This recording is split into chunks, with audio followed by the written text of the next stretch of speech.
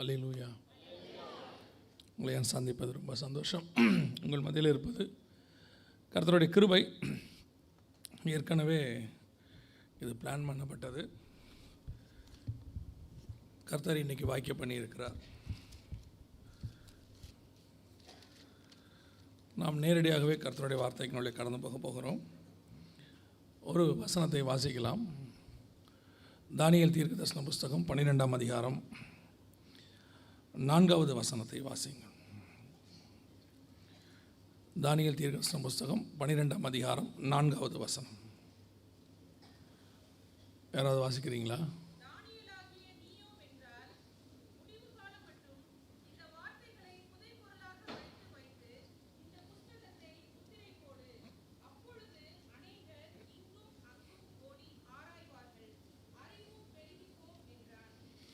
கண்களை மூடுவோம். நல்ல தகப்பனே, எங்கள் சர்வ வல்லமை உள்ள ஆண்டவரே, இந்த அருமையான நேரத்திற்காக உமக்கு ஸ்தோத்திரம். மகிமை உள்ள கரத்தில் தாழ்த்துகிறோம்ப்பா. நாங்கள் கூடி வருவதற்கு ஒரு முகாந்திரம் உண்டு ஆண்டவரே. நீர் எங்களை கூட்டி சேர்த்திருப்பதற்கு ஒரு காரணம் உண்டு ஆண்டவரே. உம்முடைய பாதத்தில் உட்கார்ந்திருப்பது எத்தனை நல்லது ஆண்டவரே. எடுபடாத நல்ல பங்கை நீர் சொல்லிக் கொடுக்குறீங்கப்பா. இந்த 4 நாளும் உம்முடைய கிருபையினாலே நாங்கள் உம்முடைய பாதத்தில் உட்கார போகிறோம் ஆண்டவரே.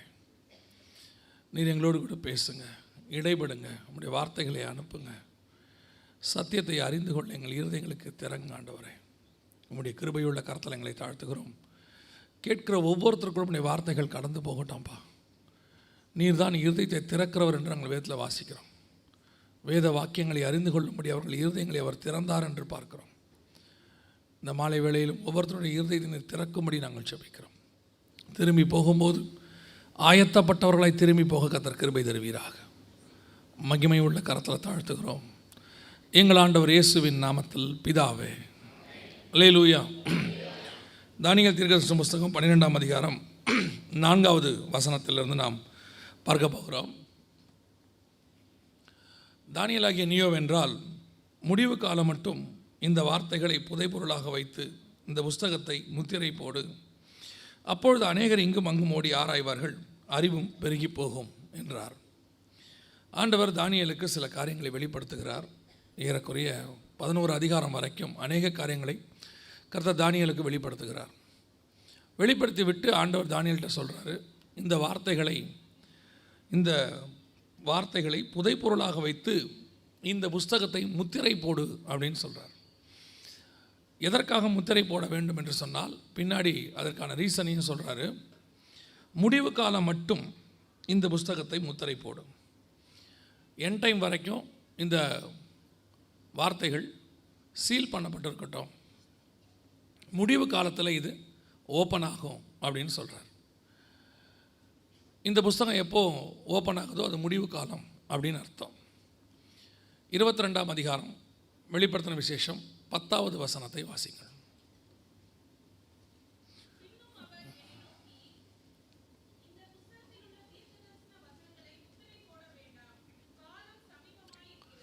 வெளிப்படுத்தின விசேஷம் 22:10 இந்த வார்த்தைகளை முத்திரை போட வேண்டாம், காலம் சமீபமாயிற்று என்றார். தானியேல்கிட்ட முத்திரை போட சொல்கிறாரு. வெளிப்படுத்தின விசேஷத்தில் முத்திரை போட வேண்டாம் அப்படின்னு சொல்கிறார். அங்கே முடிவு காலம் வரைக்கும்னு சொல்கிறாரு, இங்கே காலம் சமீபமாயிற்று அப்படின்னு சொல்கிறார். ஸோ வெளிப்படுத்தின விசேஷ புஸ்தகம் முடிவு காலத்துக்குரிய ஒரு புஸ்தகம். தானியேல்கிட்ட சொல்லப்பட்ட காரியங்கள் எல்லாம் முடிவு காலம், அதாவது கடைசி காலம் என்பது வெளிப்படுத்தின விசேஷம் கொடுக்கப்பட்ட காலம். நிறைய பேருக்கு இந்த கடைசி காலத்தில் நிறைய சந்தேகம் இருக்குது. எது கடைசி காலம், இது கடைசி காலம். இப்போ நம்ம பிரசங்கம் பண்ணோம்னா இதெல்லாம் கடைசி காலம் இல்லை, நிறைய பேர் உங்களை பயமுறுத்துகிறாங்க அப்படிங்கிறாங்க. ஆனால் பைபிள் படி எப்போ பரிசுத்த ஆவியானவர் ஊற்றப்பட்டாரோ அப்பயே கடைசி காலம் வந்துருச்சு. அப்போஸ்தலர் நடபடிகள் 2ஆம் அதிகாரம் சொல்லுகிறது, கடைசி காலத்தில் மாம்சமான யாவர் மேலும் என் ஆவியை ஊற்றுவேன். எப்போ பரிசுத்த ஆவியானவர் ஊற்றப்பட்டாரோ அப்போவே அது கடைசி காலம். நாம் கடைசி காலம் ஆரம்பிச்சிருச்சு. அங்கே இன்னும் கடைசி காலத்தில் தான் நம்ம இருக்கிறோம். 2000 வருஷமாக என்னங்க 2000 வருஷமும் கடைசி காலமா அப்படின்னு கேட்டிங்கன்னா, கர்த்தருடைய பார்வைக்கு 2000 வருஷம் என்பது 2 நாள் தான். அவருக்கு 1000 வருஷம் ஒரு நாளை போல் இருக்கிறது. ஸோ இப்போ இந்த 2000 வருஷமும் கடைசி காலம்தான். அது ஸ்டார்ட் ஆச்சு, எப்போ முடியும் தெரியாது. ஆனால் பைபிள் படி கடைசி காலத்தில் நிறைய அடையாளங்கள் இருக்குது. அதில் தானியேல்கிட்ட ஒரு அடையாளத்தை சொல்கிறாரு. முடிவு காலம் மட்டும் இந்த வார்த்தைகளை புதைபொருளாக வைத்து இந்த புஸ்தகத்தை முத்திரை போடு, அப்பொழுது அநேகர் இங்கும் அங்கும் ஓடி ஆராய்வார்கள், அறிவும் பெருகி போகும். அறிவு பெருகிறது ஒரு அடையாளம், ஆராய்ச்சி என்பது ஒரு அடையாளம். அங்கே வசனத்தில் உள்ளதை நான் சொல்கிறேன். அதே மாதிரி இந்த கடைசி காலத்தில் அறிவு பெருக்கம் என்பது நம்ம கண்ணுக்கு முன்னாடி பெருகிக்கிட்டே இருக்குது. அதாவது அறிவு பெருக்கம்னா என்ன? மனுஷன் அறிவு இல்லாமல் இருந்தானா? ஆண்டவர் நீங்கள் படிக்கும்போது பார்க்குறீங்க, இந்த வேல்வேஷன் தியரின்னு சொல்லுவாங்க. அதாவது பரிணாம வளர்ச்சி அப்படின்னு சொல்லுவாங்க. மனுஷன் குரங்குலேருந்து வந்தான் அப்படின்னு சொல்லிட்டு உங்களுக்கெல்லாம் ஒரு ஃபோட்டோவை காட்டியிருப்பாங்க. நீங்களாம் மனசில் நல்லா பதிஞ்ச ஒரு இமேஜ் அது. குரங்கு கொஞ்சம் கொஞ்சமாக வளர்ந்து அப்படியே நிமிர்ந்து நடந்து கடைசியில் மனுஷனானதை நீங்கள் பார்த்துருப்பீங்க. அப்படி ஒரு சம்பவம் இது வரைக்கும் உலகத்தில் நடக்கவே இல்லை. இன்னை வரைக்கும் குரங்கு குரங்காக தான் இருக்கிறது, மனுஷன் மனுஷனாக தான் இருக்கிறான். குரங்கு மனுஷனாய் மாற முடியாது. அதற்கான எந்த விதமான அறிவியல் பூர்வமான ஆதாரம் கிடையாது.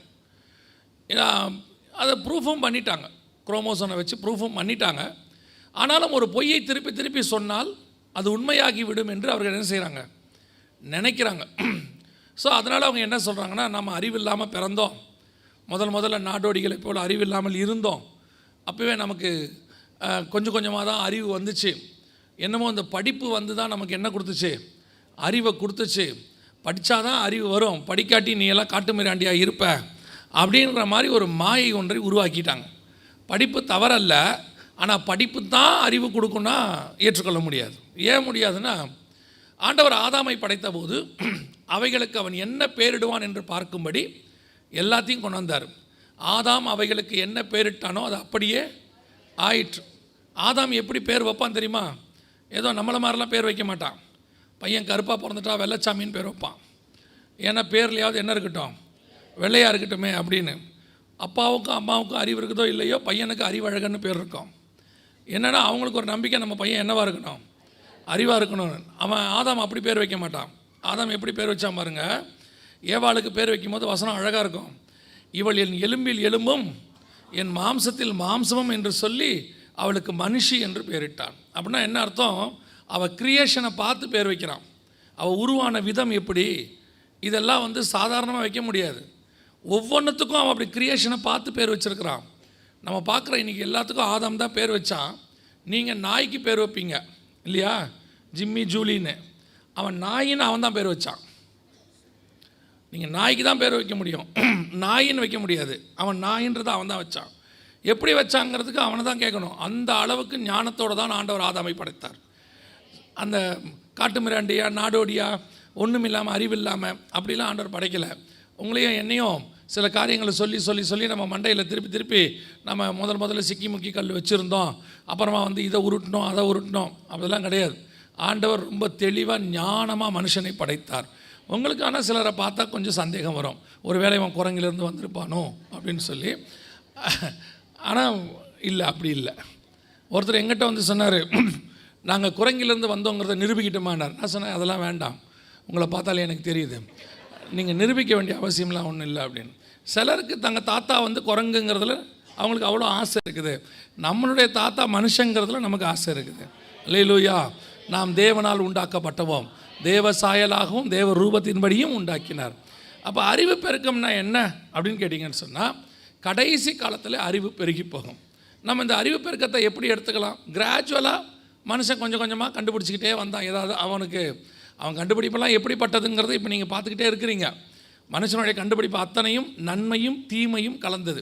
ஏன்னா அவன் சாப்பிட்ட பழம் அப்படி. அவன் சாப்பிட்ட பழத்துக்கு அப்புறம் தான் எல்லாத்தையும் கண்டுபிடிச்சான். ஸோ அவன் கண்டுபிடிக்கிறதுல எல்லாத்துலேயும் என்ன இருக்கும்? நன்மையும் தீமையும் மிக்ஸ் ஆகி தான் இருக்கும். கர்த்தர் படைத்த எல்லாத்துலேயும் நன்மை மட்டும்தான் இருக்கும், தீமை என்பதே இருக்காது. அதனால தான் கர்த்தர் எல்லாத்தையும் படைச்சிட்டு திருப்பி திருப்பி சொல்வார், நல்லதென்று கண்டார், நல்லதென்று கண்டார் அப்படின்னு இருக்கும். கர்த்தர் படைத்த எல்லாமே நன்மை, மனுஷன் படைத்த எல்லாமே நன்மையும் தீமை. பிசாசுக்கிட்ட இருக்கிறது எல்லாமே தீமை, அவ்வளோதான் வித்தியாசம். ஆண்டவர்கிட்ட இருக்கிறது எல்லாம் நன்மை, பிசாசுகிட்ட இருக்கிறதெல்லாம் தீமை, மனுஷங்கிட்ட இருக்கிறது நன்மையும் தீமையும் கலந்ததாக இருக்கும். அப்போ இந்த நாம் கண்டுபிடிக்கிற எல்லா கண்டுபிடிப்பு எது வேணா இருக்கட்டும், அதில் ஒரு நன்மையும் இருக்கும், ஒரு தீமையும் இருக்கும். நம்முடைய சுபாவம் என்னென்னா அதில் இருக்கிற நன்மையை மட்டும் பார்ப்போம். ஒரு செல்ஃபோன் எடுத்துக்கோங்களேன், அது எப்படி யூஸ் ஆகுது, எவ்வளோ பிரயோஜனமாக இருக்குது, அது நன்மை. அதில் RFID இருக்குது, அதில் ரேடியோ ஃப்ரீக்வன்சி நம்மளை பாதிக்கும், நமக்குள்ளே தேவையில்லாத வியாதிகளை கொண்டு வரும், அது தீமை. எதுவுமே நன்மை தீமை இல்லாமல் இருக்காது. சொகுசாக காரில் போகிறீங்க, அது நன்மை. அதில் வரக்கூடிய கார்பன் டை ஆக்சைடு தீமை. எல்லாத்துலேயுமே நன்மையும் இருக்கும் தீமையும் இருக்கும். அதான் மனுஷ கண்டுபிடிப்பு. மனுஷனுடைய அத்தனை கண்டுபிடிப்புலையும் ஒன்று விடாமல் வெறும் நன்மை இருக்குன்னு ஒன்று சொன்னான்னா அது கர்த்தர் உண்டாக்கினதாக இருக்கும். அவ்வளோதான் விஷயம். அப்போது மனுஷனுடைய அறிவு பெருக்கம் என்பது கடைசி காலத்தில் ஒரு அசுர வேகத்தில் இன்க்ரீஸ் ஆச்சு. அவன் கொஞ்சம் கொஞ்சமாக ஒன்று ஒன்றா கண்டுபிடிச்சிட்டே இருந்தான். கடைசியாக எப்போ எலக்ட்ரிக் பவர், மின்சார சக்தி கண்டுபிடிக்கப்பட்டதோ அதற்கு பிறகு இந்த அறிவு பெருக்கம் உச்சத்துக்கு போயிடுச்சு. அந்த அறிவு பெருக்கத்தினுடைய காலம் தான் கடைசி காலம். ஏன்னா பைபிள் சொல்லுது, அநேகர் இங்கும் அங்கும் ஓடி ஆராய்வர்கள் அறிவும் பெருகி போகும். இப்போ அந்த அறிவு பெருக்கத்தினுடைய காலம் உச்ச நிலைமை. உங்களுக்கு தெரியும் நினைக்கிறேன், நாம் ஸ்கூல் படித்த காலத்தில் வந்து இந்த ₹1 காயின் போட்டு பேசுகிறதுன்னு ஒன்று இருந்துச்சு. அதுக்கு முன்னாடி ஒரு ஃபோன் இருந்துச்சு, இப்படி சுற்றி விடுற ஃபோன் ஒன்று இருக்கும். 0 1 2 3 வரைக்கும் அப்படி இருக்கும். 1ல் ஆரம்பித்து 0 வரைக்கும். இந்த 0 வந்து கடைசியாக இருக்கும், பார்த்துருக்கீங்களா? அப்போ வந்து போலீஸ்க்கு அவசரம் வந்து 100 100. நீங்கள் அந்த 0வை திருப்பி விட்டிங்கன்னா அது மேலே போயிட்டு கீழே வரைக்கும் வரும்.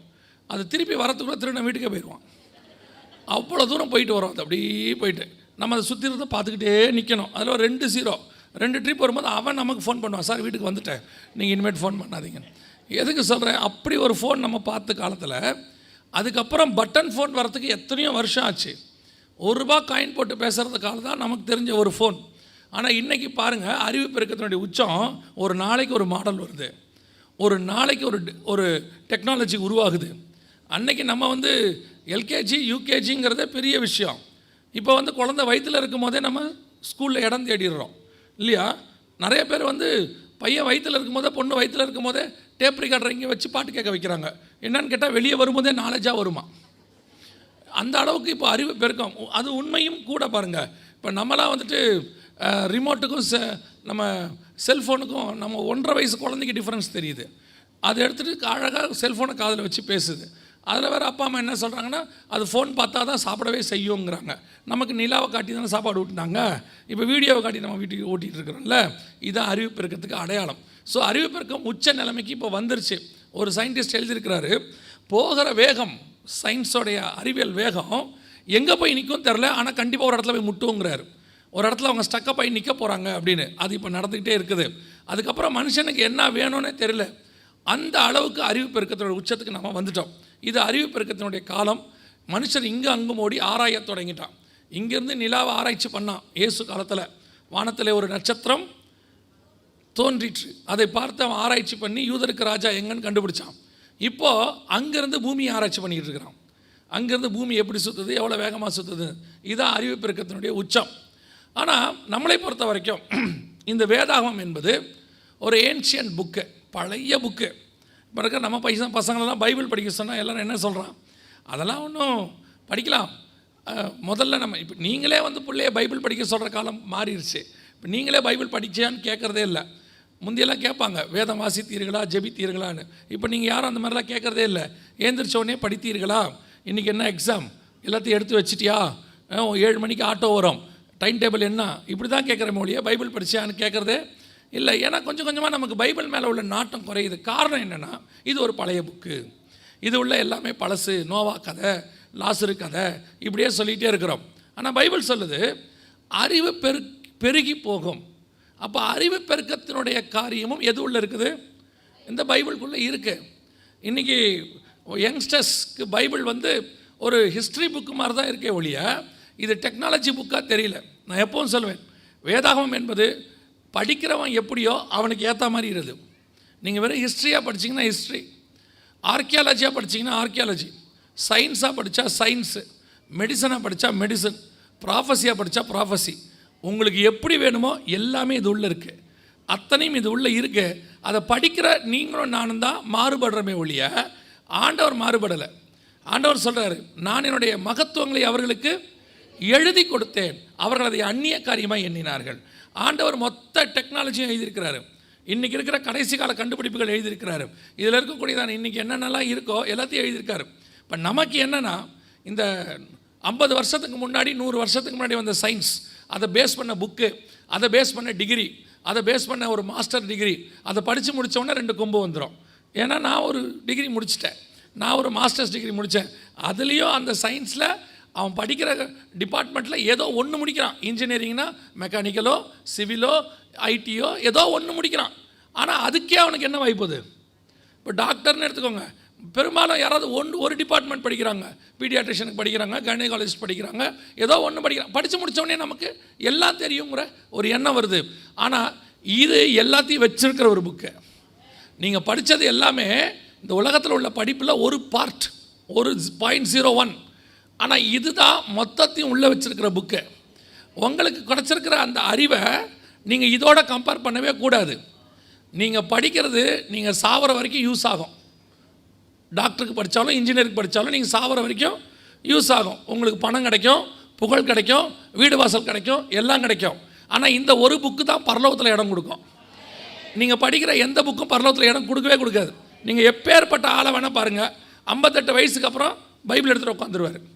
ஏன்னா அதுக்கப்புறம் தான் அவருக்கு அறிவு பெருகுது.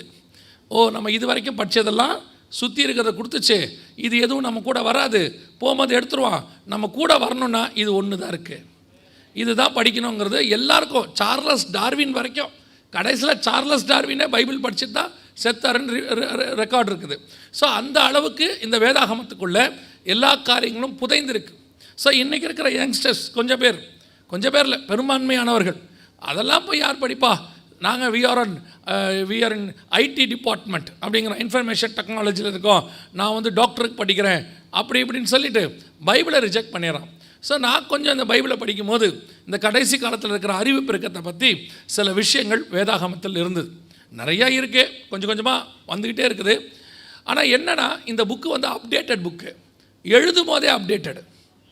எந்த ஒரு புக்கும் உலகத்தில் எழுதும் போது அப்டேட்டடாக எழுதவே முடியாது. எழுதிடுவாங்க, அதுக்கப்புறம் அதை ரிவைஸ்டு காப்பின்னு சொல்லிகிட்டே வருவாங்க, ரிவைஸ் பண்ணிக்கிட்டே வருவாங்க. இந்த ஒரு புக்கு மட்டும்தான் எழுதும் போதே ஆத்தர் சொல்லிட்டாரு, இதை அப்டேட்டும் பண்ணாத, இதை ரிவைஸ்டும் பண்ணாத, நீ இதை அப்படியே வச்சிரு. ஏன்னா 3000 வருஷம் 6000 வருஷத்துக்கு தேவையான அத்தனையும் இது உள்ளே இருக்குது. இதில் நீங்களும் நானும் எதையும் சேர்க்க வேண்டிய அவசியமே இல்லை. இதில் இருக்கிறத நீங்கள் புரிஞ்சுக்கணுன்னா நீங்கள் இது அளவுக்கு அப்டேட் ஆனால் தான் புரிஞ்சிக்க முடியும். இது அப்டேட் ஆக வேண்டிய அவசியம் இல்லை, இது ஆட்டோ அப்டேட்டடு. இதை நீங்கள் புரிஞ்சுக்கணுன்னா இது அளவுக்கு நம்ம வளரணும். நம்ம வளர்ந்தால் தான் இதை புரிஞ்சிக்க முடியும். நம்மளால் அது புரியாததுனால இது நல்லா இல்லைன்ட்டான், இது ஒன்றுமே சரியில்லைன்ட்டான். நீங்கள் இது அளவுக்கு வளரணுன்னா அந்த 70 பலத்தின் மிகுதினால் 80 இருக்குல்ல, பத்தாது, உங்கள் வாழ்நாளே பத்தாது. அவ்வளவு மகத்துவங்கள் இதுக்குள்ளே அடங்கி இருக்கிறது. இன்றைக்கி நம்ம அதில் ஒரு சில காரியங்கள் வேதாகமத்தில் சொல்லப்பட்டது, இந்த கடைசி கால டெக்னாலஜி எப்படி பைபிளுக்குள்ளே இருக்குது அப்படிங்கிறத மாத்திரம் ஒரு சில விஷயங்களை மாத்திரம் நம்ம பார்த்துட்டு முடிக்க போகிறோம். வாசிங்கள், வெளிப்படுத்தின விசேஷம் 9ஆம் அதிகாரம், வெளிப்படுத்தின விசேஷம் 9ஆம் அதிகாரம் 6வது வசனத்தை வாசி.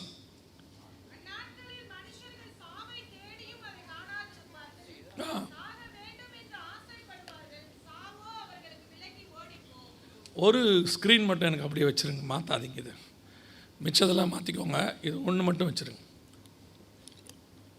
இல்லைன்னா ஏதாவது ஒரு ஸ்க்ரீன் மானிட்டர் எனக்கு மட்டும் வச்சுருங்க, பவர் பாயிண்ட். திருப்பி வாசிங்க சிஸ்டர், மன்னிக்கணும்.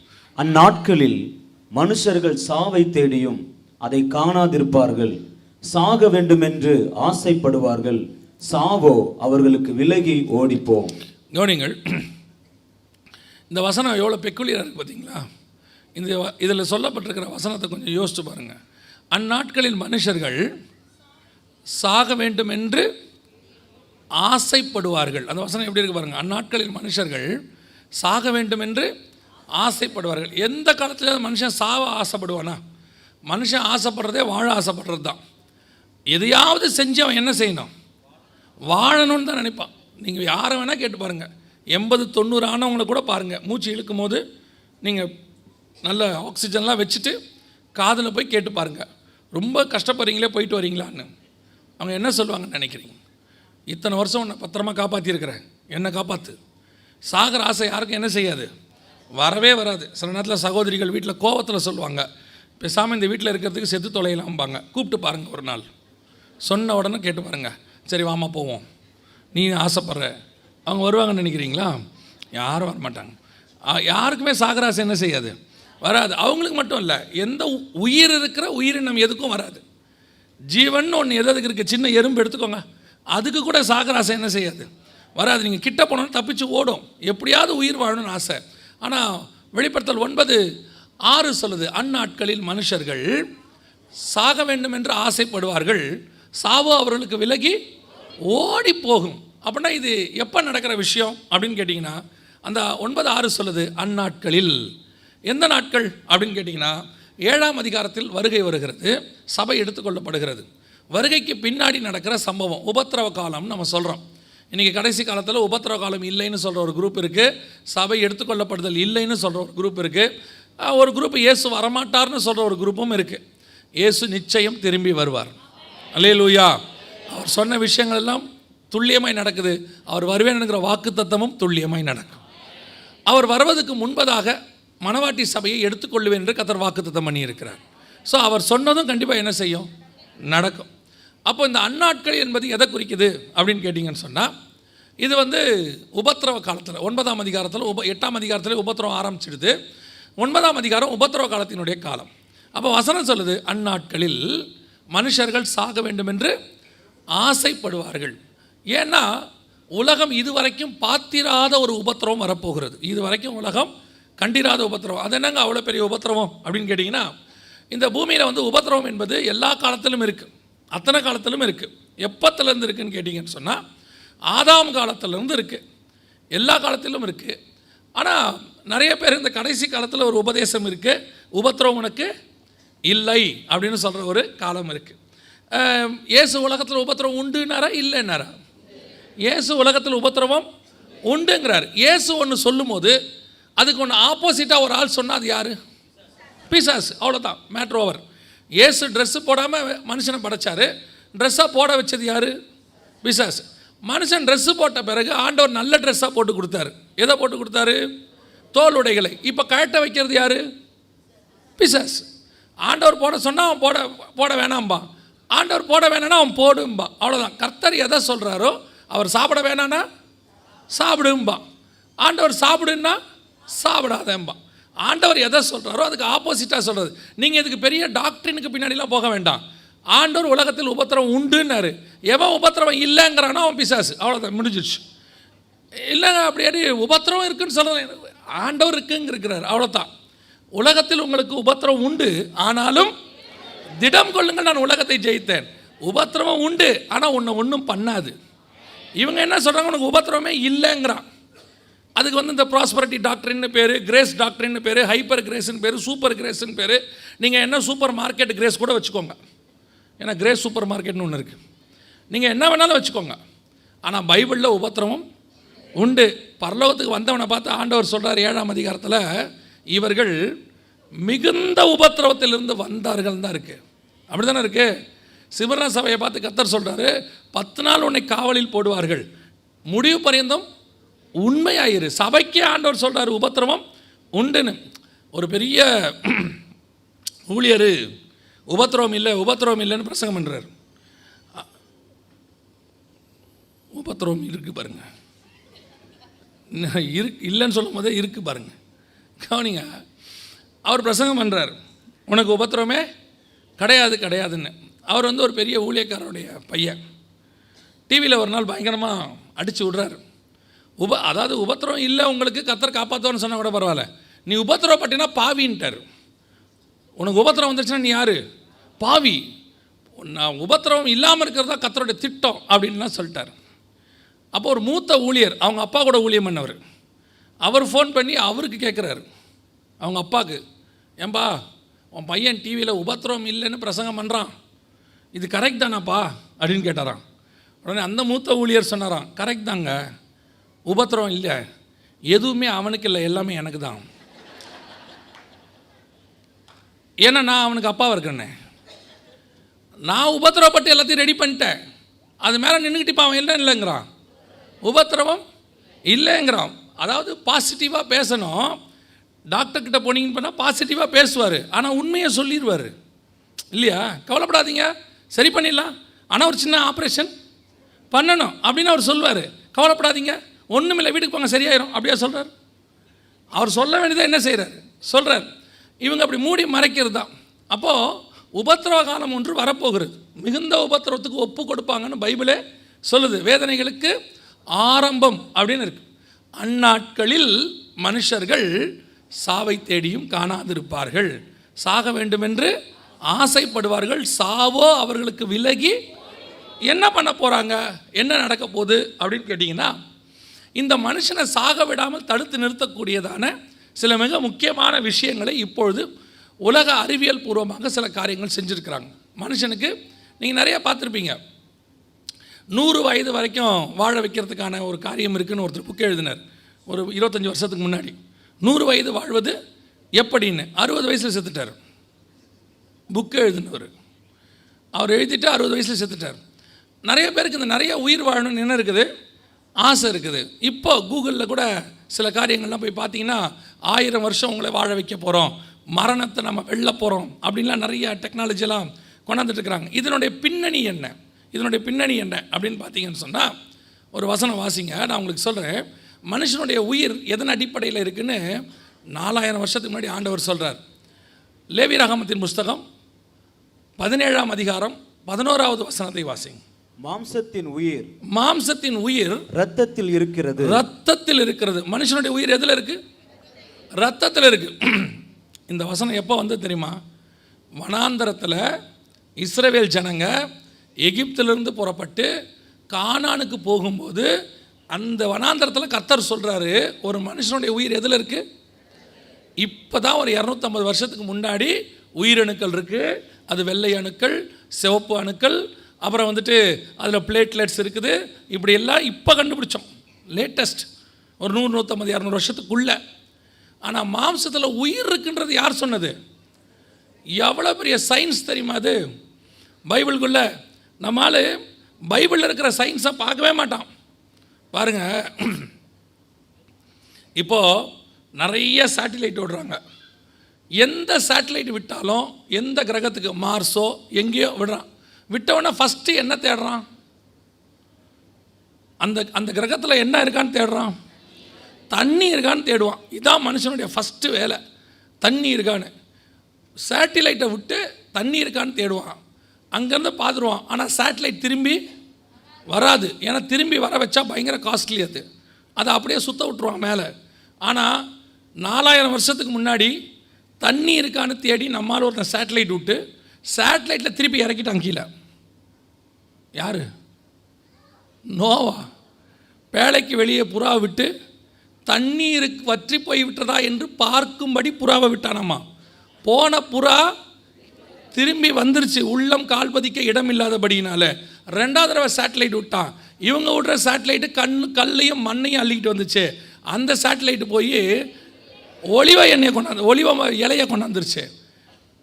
நாம் பண்ண ஒரு விஷயத்தை திருப்பி இவனுங்க பண்ணுறதுக்கு 4000 வருஷம் ஆகுது. இவன் நம்மளை பார்த்து கேட்குறான், கடவுள் இருக்குதான், உங்கள் கடவுள் எங்கேன்றான். எங்கள் தேவ மனுஷன் பண்ணதை திருப்பி பண்ணுறதுக்கே 4000 வருஷம் இருக்குது. எவ்வளோ பெரிய நாலேஜ் பாருங்கள். அன்றைக்கி லாபா நாட்டுக்கும் யாக்கோபா ஆட்டுக்கும் அவன் மாத்திரம் பாருங்கள் வித்தியாசத்தை. கலர் மாத்திரம் பாருங்கள். கலர் மாற்றணும்னா டிஎன்ஏ மாறணும். ஒரு மனுஷனுடைய டிஎன்ஏ மாறினா தான் கலர் மாறும். ஒரு ஆட்டோடைய டிஎன்ஏவை யாக்கோபு சர்வசாதாரணமாக மாற்றுவான். எவ்வளோ பெரிய மெடிசன், எவ்வளோ பெரிய சயின்ஸ் அது. 4000 வருஷத்துக்கு முன்னாடி இருக்குது பைபிளில். நம்ம பைபிளை பார்த்துட்டு ஒன்றும் இல்லை, நம்ம பையனே சொல்கிறான், இதில் என்ன இருக்குது, உட்காந்து கொஞ்சம் படி, நீ படிக்கிறத படி, இதை கொஞ்சம் படி, இதில் தான் எல்லாமே இருக்குது. 4000 வருஷத்துக்கு முன்னாடி கர்த்தர், 2000 வருஷம் 4000 வருஷத்துக்கு முன்னாடி கர்த்தர் சொல்கிறாரு, ஒரு மனுஷனுடைய உயிர் எதில் இருக்குது? ரத்தத்தில் இருக்குது. இப்போ 9ஆம் அதிகாரம் 6ஆம் வசனம் சொல்லுது, மனுஷர்கள் சாவை தேடியும் காணாதிருப்பார்கள், சாக வேண்டும் என்று ஆசைப்படுவார். இப்போ என்ன பண்ணியிருக்கிறாங்கன்னு கேட்டிங்கன்னா, ஆர்டிஃபிஷியல் பிளட் அப்படின்னு சொல்லக்கூடியதான ஒரு விஷயத்தை கண்டுபிடிச்சிருக்கிறாங்க. இதுக்கு பேர் தான் ஆர்டிஃபிஷியல் பிளட். ஆர்டிஃபிஷியல் பிளட்னா என்ன? செயற்கை ரத்தம். இந்த செயற்கை ரத்தத்தை ஒரு 15 வருஷமாகவே ரெடி பண்ணிகிட்டே இருக்கிறாங்க. ஆரம்பத்தில் இந்த செயற்கை ரத்தத்தில் உயிரணுக்கள் கொண்டு வர முடியல. செயற்கை ரத்தத்தில் ஆர்பிசி, இப்போ நமக்கெல்லாம் WBC, RBCலாம் இருக்குது. WBCனா என்ன? வெள்ளை அணுக்கள், ஒயிட் பிளட் கார்பசல்ஸ்ன்னு சொல்லுவாங்க. வெள்ளை அணுக்கள் என்ன பண்ணுது? நம்ம உடம்புல இராணுவ வீரர்கள் மாதிரி அது நம்ம உடம்புக்குள்ளே இருக்கும். ஏதாவது நோய் வந்த உடனே ஒரு இமெயில் ஒன்று அனுப்பிவிடும், ஜுரம் அடிக்கும். ஜுரம் அடித்த உடனே நீங்கள் கண்டுபிடிச்சிப்பீங்க உள்ளே என்னமோ வந்துருச்சு. எவ்வளோ அழகாக எவ்வளோ வச்சுருக்காரு பாருங்கள் ஆண்டவர் அழகாக, உள்ளே இருக்கிறத வெளியே தெரியறதுக்கு. நம்ம இன்றைக்கி ஸ்கேனு எல்லாம் எவ்வளோ இருக்கும், அன்றைக்கி ரொம்ப சிம்பிள். உள்ளே கிருமி வந்தோன்னா காட்டி கொடுத்துரும். உடனே நம்மளும் என்ன பண்ணுவோம், ஒரு நாள் பார்ப்போம், 2 நாள் பார்ப்போம். ஒரு டோலோ 650 ஒன்று இருக்குது. இன்றைக்கி எல்லாருக்கும் தெரிஞ்ச ஒரே மெடிசன், எல்லார் வீட்லேயும் இருக்கக்கூடிய ஒரு மெடிசன் என்னது, டோலோ 650. அன்றைக்கி வேறு மெட்டாசின் கிட்டாசின்லாம் இருந்துச்சு, குரோசின் இப்படிலாம் இருந்துச்சு. தூக்கி போட்டோன்னே இது நேராக போய் அவங்கள கொஞ்சம் நேரம் படுக்க விட்டுரும். வெள்ளை அணுக்கள் அவங்களாம் கொஞ்சம் மயக்கம் அடிச்சிருவாங்க. அப்புறம் கொஞ்சம் நேரம் கழிச்சு எழுந்திருப்பாங்க. எழுந்தோன்னே பார்ப்பாங்க கிருமி இன்னும் உடம்பை விட்டு போலியே, திருப்பி சூடாக்குவாங்க. இப்போ நீங்கள் இதை என்ன சொல்லுவீங்கன்னா, ஜுரம் என்ன பண்ணுது, விட்டு விட்டு வருது, மாத்திரை போட்டால் போகுது திரும்பி வருது. அது மாத்திரை போட்டால் போல, அது தூங்கி எழுந்திரிக்குது. நம்மளே மாத்திரை போட்டால் என்ன பண்ணுறோம், தூங்கி எழுந்திரிக்கிறோம்ல. ஏன்னா மாத்திரையில் ஆல்கஹால் இருக்குது, தூங்கி எழுந்திரிக்கிறோம். அதுவும் கொஞ்சம் நேரம் என்ன பண்ணிருச்சு, தூங்கிருச்சு. தொடர்ந்து நீங்கள் மாத்திரை போட போட அதுவும் எழுப்பி விட்டுக்கிட்டே இருக்கா. ஒரு 5 நாள் ஆன உடனே நீங்கள் டாக்டர்கிட்ட போகிறீங்க, விடாமல் ஜுரம் இருக்குது டாக்டர் 5 நாளாக. ஏன்னா உள்ள கிருமி இருக்கிற வரைக்கும் அது தூங்காது. அடுத்து என்ன பண்ணுறாங்க, உங்களை என்ன சொல்கிறாங்க டாக்டரு, பிளட் டெஸ்ட் எடுங்க. பிளட் டெஸ்ட் எடுத்த உடனே அந்த பிளட்டு வழியாக அவன் ஒரு இமெயில் அனுப்பி விடுது, எங்கள் ஊருக்குள்ளே இந்த கிருமி வந்துருச்சு, இந்த ஆள் இருக்கார் உள்ளேன்னு சொல்லிடுது. உடனே அவங்க செக் பண்ணி கேட்குறாங்க. டாக்டர் உங்களை அழகாக கேட்பார், ஜுரம் எப்படி வருது, காலையில் வருதா சாயங்காலம் வருதா, விட்டு விட்டு வருதா, தூக்கி தூக்கி போடுதா, எல்லாம் கேட்பாங்க. ஏன்னா அதை வச்சு தான் அவர் கண்டுபிடிப்பார் இல்லையா. எல்லாம் சொன்ன உடனே மலேரியாவா, டைஃபாய்டா, ஜாண்டிஸா, டெங்குவா எல்லாம் கண்டுபிடிச்சி அந்த பிளட் டெஸ்ட்டை வச்சு உங்களுக்கு சொல்கிறாங்க. அப்போ இந்த பிளட்டு தான், WBC தான் நமக்கு உடம்புல இருக்கிற மிக முக்கியமான சோல்ஜர்ஸ் மாதிரி. ரெண்டாவது ஆர்பிசின்னு சொல்லுவாங்க, ரெட் பிளட் கார்பசல்ஸ், சிவப்பு அணுக்கள். இது வந்து என்னென்னு கேட்டால், நீ மூச்சை இழுத்த உடனே கீழே வரைக்கும் போயிட்டு மேலே வரணும், கால் வரைக்கும் திருப்பி வரணும்ல, கீழேருந்து மேலே வரணும்ல, எதிர்நீச்சல் போட்டு வரணும்ல, அவ்வளோ வேலையும் அந்த ஆர்பிசி தான் செய்யும். ரெண்டாவது ஆர்பிசியோட வேலை என்னென்னு கேட்டிங்கன்னா, கலர் இருக்கிறோமா, கலராக இருக்கிறோமா, ஆமாவா இல்லையா, ஆமாம். மாப்பிள்ளை எப்படி இருக்கிறாரு, செக்கச்சவேர்னு ராஜா மாதிரி இருக்கிறார். பொண்ணு எப்படி இருக்குது, சுண்டுனா ரத்தம் வருது, மாம்பழம் மாதிரி இருக்குது. சொல்கிறோம்ல கலர், அந்த கலருக்கு காரணம் யார், ஆமாம் சிவப்பு அணுக்கள், அவங்க தான் கலர்.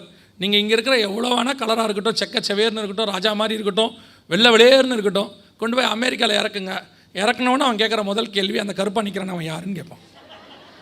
அவன் கலருக்கு நம்ம என்னவாக தான் இருக்கிறோம், ஆமாம் நம்ம கலருக்கு தான் அது என்னவாக இருக்குது. அதில் வேறு இது தெரியாமல் நம்மளால் ஃபேர் அண்ட் லவ்லிலாம் போட்டு ஒரு 8 நாள் கழித்து கலர் வந்துட்ட மாதிரி, அவங்களுக்கு அவங்களே கொஞ்சம் கலர் கூடினா மாதிரி இல்லை அப்படிங்கிறாங்க. அது எப்படி கூடும், அது எப்படி கூடும். எத்தியோப்பியன் தன் தோலை மாற்ற முடியுமோ, ஒரே ஒரு எத்தியோப்பியன் தோலை மாற்றினார், செத்துட்டார். மைக்கேல் ஜாக்சன் ஒருத்தர் தோலை மாற்றி ட்ரை பண்ணி கடைசியில் மூக்கு உடைஞ்சு போய், கடைசியில் அவருடைய மெடிக்கல் ரிப்போர்ட்டில் இருக்குது, அவர் தோல் மாற்றுவதற்கு எடுத்த மெடிசன் மரணத்திற்கு காரணமாக இருக்கலாம்னு எழுதி வச்சுருக்கிறான். ஆண்டவர் சொன்னதை மீறி எவன் பண்ணாலும் கதை தான். நம்ம தான் என்னமோ எடுத்து போட்டு, இப்போ பையன் கூட பாவம் அவனும் போட்டுக்கிறான், நல்லா போட்டுக்கிட்டு அப்படி முடிய தலைக்கு மேலே இப்படி நிற்க வச்சு எல்லாம் பண்ணி எப்படியாவது நம்ம நல்லா தெரியும். அவ்வளோதான்டா, கர்த்தர் கொடுத்தது அவ்வளோதான், சோத்திரம் பிரைஸ் தலாம். நம்ம என்ன பண்ண முடியும், இல்லை நம்ம இன்னும் கொஞ்சம் சோப்பாக இருக்கலாம், அதெல்லாம் முடியாது, அவ்வளோதான். சில டீயை பாருங்கள், நீங்கள் எவ்வளோ ஸ்ட்ராங்காக போட்டாலும் டிகாஷனே வராது.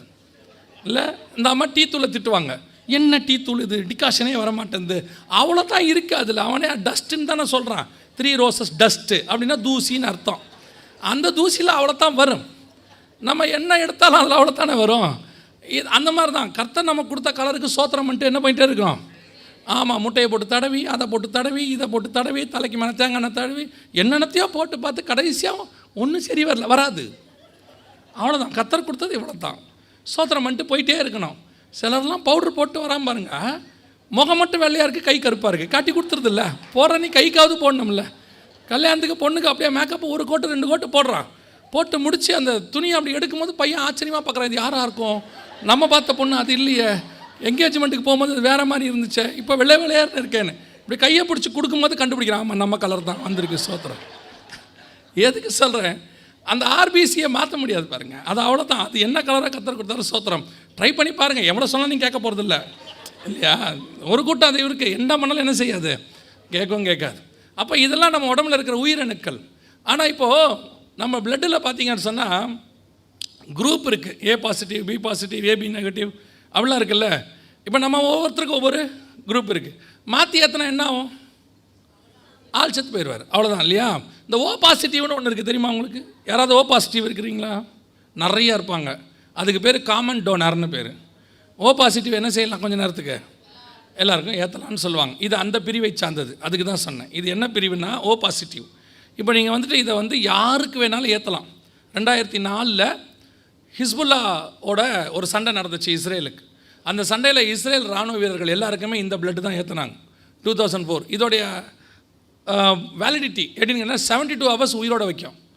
அதுக்குள்ளே நீங்கள் கூட்டிகிட்டு போய் ஆளை காப்பாற்றிக்கலாம். இப்போ இன்னும் அதிகமாக அதை உயிரணுக்களை கொண்டாந்துட்டாங்க.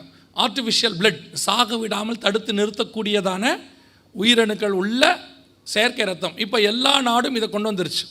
இன்னும் போக போக என்ன ஆகும், எல்லா நாட்டு ஹாஸ்பிட்டல்லையும் இது வந்து அத்தியாவசியமான ஒரு பொருளாய் மாறிடும். ஏன்னா யுத்தம் வரப்போது, யுத்தத்தில் பெருமளவு ரத்த சேதம் வந்த உடனே என்ன பண்ணுவாங்கன்னா எல்லா நாட்டிலையும் இந்த ஆர்டிஃபிஷியல் பிளட்டு கொண்டாந்துருவாங்க. இப்போவே ரெடியாக இருக்குது, எல்லா நாட்டிலையும் இருக்குது. ஸோ அப்போ ஆட்டோமேட்டிக்காக நீங்கள் சாக வேண்டும் என்று ஆசைப்பட்டாலும் என்ன பண்ண முடியாது, சாக முடியும். ரெண்டாவது, இந்த ஆர்டிஃபிஷியல் ஹார்ட்டு இந்த மாதிரி நிறையா இருக்குது. இங்கே இருக்கா, இது வந்து ஆர்டிஃபிஷியல் ஹார்ட் அப்படி சொல்லுவாங்க. இது ஆர்டிஃபிஷியல் ஹார்ட், இந்த மாதிரி நிறையா இருக்குது. இப்போ என்னென்னா ஒரு முழு மனுஷனையே சாக விடாமல் செயற்கையாக இருக்கக்கூடிய எல்லா உறுப்புகளும் தயாராக இருக்குது. செயற்கை கண், செயற்கை காது, செயற்கை மூளை. இது பாருங்களேன், கீழே இருக்கிறதுக்கு பேர் ஆர்டிஃபிஷியல் பிளட்டுன்னு பேர். இது கீழே இருக்கு பாருங்கள், இதுக்கு பேர் ஆர்டிஃபிஷியல் பிரெயின்னு பேர். இந்த ஆர்டிஃபிஷியல் பிரெயினில் வந்து பார்த்திங்கன்னா சிப்பு வச்சுருக்காங்க. நீங்கள் ஃபோனில் வச்சுருக்கிற மாதிரி சிப்பு வச்சுருக்காங்க. நர்வ்ஸுக்கு பதிலாக ஒயர் வச்சுருக்காங்க, சிலிக்கான் ஒயர்ஸ். இப்போ வந்து மூளைச்சாவு நிறைய நடக்குது இல்லை, இப்போ மூளைச்சாவே இல்லாதபடிக்கு கொண்டு வரதுக்கான ஒரு வேலையை செஞ்சிட்ருக்குறாங்க. இப்போது 2020 இந்த ஆர்டிஃபிஷியல் பிரெயின் வந்து ரெடி ஆயிடுச்சு. இப்போ யோசிச்சு பாருங்கள், ஒரு மனுஷனை நம்ம சொல்கிறோம் அறிவியல் வளர்ச்சி, இந்த அறிவியல் வளர்ச்சியெல்லாம் எங்கே போக போகுதுன்னா உங்களை கொண்டு போய் ஒரு சர்வாதிகாரி கையில் ஒப்படைக்க போகுது. அதாவது கர்த்தர் ஜீவனையும் மரணத்தையும் அவர் கையில் வச்சுருந்தார். அந்த ஜீவனையும் மரணத்தையும் அந்த உபத்திரவ காலத்தில் விட்டு கொடுக்க போகிறார். சாக விடாமல் தடுத்து நிறுத்தக்கூடியது அப்படின்னு சொல்கிறார். இப்போவே மனுஷனை சாக விடாமல் தடுத்து நிறுத்தக்கூடிய காரியங்கள் எல்லாம் ரெடியாக இருக்குது. 100% நீங்கள் என்ன வேணாலும் செய்ய முடியும். மனுஷனுடைய உயிரை தள்ளி போட முடியும். இப்போவே நீங்கள் பார்த்துருக்கீங்களே, வெண்டிலேட்டரில் வச்சுட்டா எத்தனை நாள் வேணால் என்ன பண்ணிக்கலாம், ஆளை வச்சுக்கலாம். உயிர் மட்டும் என்ன செய்யும், இருக்கும். அவங்க கேட்குறாங்க, வெண்டிலேட்டர் எடுத்தால் போயிடுவார். சிலர் என்ன சொல்கிறாங்க, சரி போட்டோங்கிறான். ஒரு சிலர் இருக்கட்டும், 10 நாள் 20 நாள் 30 நாள் வெண்டிலேட்டர்லேயே வச்சுருக்காங்க. என்னென்னா திருப்பி உயிர் வந்துடுமே அப்படின்னு ஒரு நட்பாசை.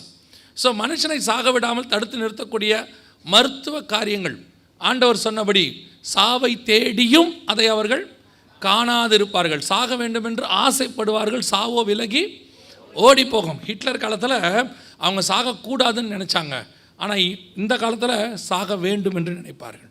அவ்வளோ பெரிய உபத்திரவ காலம் ஒன்று வரப்போகிறது.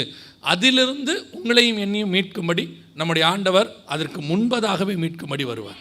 அல்லேலூயா. இதெல்லாம் இந்த மெடிசன் எல்லாம் எங்கே கொண்டு போய் சேர்க்க போகுதுன்னா ஒரு மிகப்பெரியதான ஒரு உலக அரசாங்கத்துக்கு உதவி செய்வதற்கு. ஆனால் இதெல்லாம் நம்மளை அசைக்காது. ஆண்டவர் சொல்கிறார், யுத்தங்களின் செய்திகளையும் நீங்கள் கேள்விப்படுவீர்கள், ஆனாலும் கலங்காதபடிக்கு எச்சரிக்கையாயிருங்கள். உங்களை அது ஒன்றுமே செய்ய போகிறதில்ல. உலகத்தில் இதெல்லாம் நடக்கும். இதெல்லாம் நடக்கிறத வச்சு நீங்கள் தெரிஞ்சுக்கணும் ஆண்டவர் வரப்போகிறாருன்னு சொல்லி.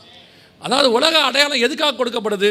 வசனம் சொல்லுது, அற்புதங்களினாலும் அடையாளங்களினாலும் அவர் வசனத்தை உறுதிப்படுத்தினார். மார்க் 16 கடைசி 2 வசனத்தில் இருக்கு.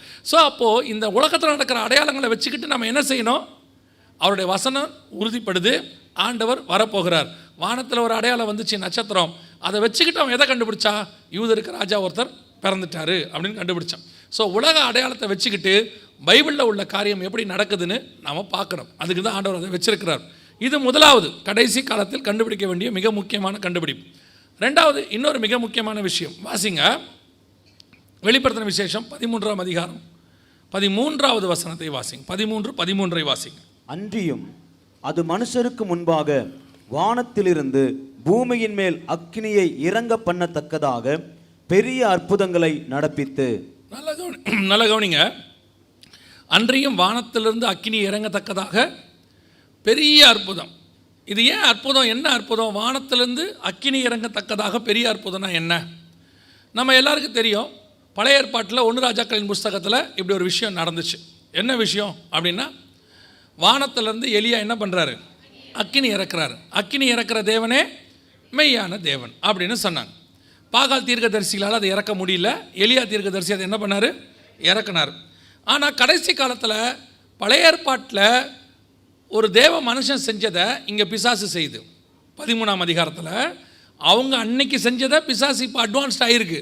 இப்போ அது என்ன பண்ண போகுது? வானத்திலிருந்து அக்கினி இறக்க போகுது. ஆனால் அக்கினி இறக்குற பிசாசு எப்படி இறக்க போகுதுங்கிறது தான் ரொம்ப முக்கியம். வாசிங்க 2 தெசலோனிக்கேயர் 2ஆம் அதிகாரம் 9வது வசனத்தை வாசிங்க. 2 தெசலோனிக்கேயர் 2ஆம் அதிகாரம் 9வது வசனம். அந்த அக்கிரமக்காரனுடைய வருகை சாத்தானுடைய செயலின்படி சகல வல்லமையோடும் அடையாளங்களோடும் பொய்யான அற்புதங்களோடும் பொய்யான அப்போ அற்புதம் பிசாசு செய்யும். எப்படி செய்யும்? பொய்யான அற்புதம் செய்யும். தேவ மனுஷன் தேவன் செய்கிற அற்புதத்துக்கும் பிசாசு செய்கிற அற்புதத்துக்கும் அதான் வித்தியாசம். அற்புதங்களை ஆண்டவர் செய்கிறது நிஜம். பிசாசு செய்யும் போது அதில் என்ன இருக்கும்? பொய்யான ஒரு அற்புதம். அந்த அற்புதத்துக்கு ரீசனே இருக்காது. இப்போது ஆண்டவர் தண்ணீரை திராட்சரசமாய் மாற்றினார். எதனால் மாற்றினார்? திராட்சரசம் குறைவுபட்டது, அதனால் மாற்றினார். இப்போ நம்மால் ஒருத்தன் தண்ணியை திராட்சரசமாக மாற்றுறேன்றான். ஏண்டா மாத்திர? இல்லை பைபிளில் சொன்ன மாதிரி நான் மாற்றுறேன். பைபிளில் தேவை இருந்துச்சு, அற்புதம் நடந்துச்சு. இப்போ தண்ணீரை நீ திராட்சரசமாக மாற்றுறதுல என்ன அற்புதம் இருக்குது? ஏன்னா இப்போ தேவையே இல்லை. ஏன் அவன் மாற்றுறான்? இப்போது பாருங்கள், நான் தண்ணியை திராட்சரசமாக மாற்றிட்டேங்கிறான். எதுக்கு சொல்கிறான்? நான் பவர்ஃபுல் அப்படின்னு காட்டுறதுக்கு, எங்கிட்ட பவர் இருக்குது அப்படின்னு காட்டுறதுக்கு. அதுக்கு பேர் வந்து பெர்ஃபார்மன்ஸ். எங்கிட்ட இருக்கிறத காட்டுறதுக்கு பேர் என்னது? பெர்ஃபார்மன்ஸ். தேவையாக செஞ்சால் தான் அதுக்கு பேர் அற்புதம். மரித்தோரை உயிரோடு கூட ஒருத்தனை கொண்டாந்தாங்க, எழுப்புனா அதுக்கு பேர் என்னது? மிராக்கிள், அற்புதம். இருக்கிற போஸ்ட்மார்ட்டம் செய்ய வேண்டியதுக்கெலாம் போய் எங்கிட்ட வல்லம் இருக்கு நான் எழுப்புறேன்னா அது தேவையில்லை. ஆண்டவர்கிட்ட வந்தவங்களை அவர் எழுப்பினார். அதாவது இன்றைக்கி கடைசி காலத்தில் இந்த பிசாசு அற்புதங்களை செய்கிறத விசுவாசிகள் நீங்கள் புரிஞ்சுக்க மாட்டீங்க. பிசாசும் அற்புதம் செய்து தேவ மனுஷனும் அற்புதத்தை செய்கிறான். வாசிங்க வெளிப்படுத்தின விசேஷம் 16ஆம் அதிகாரம் 13வது வசனத்தை வாசிங்க.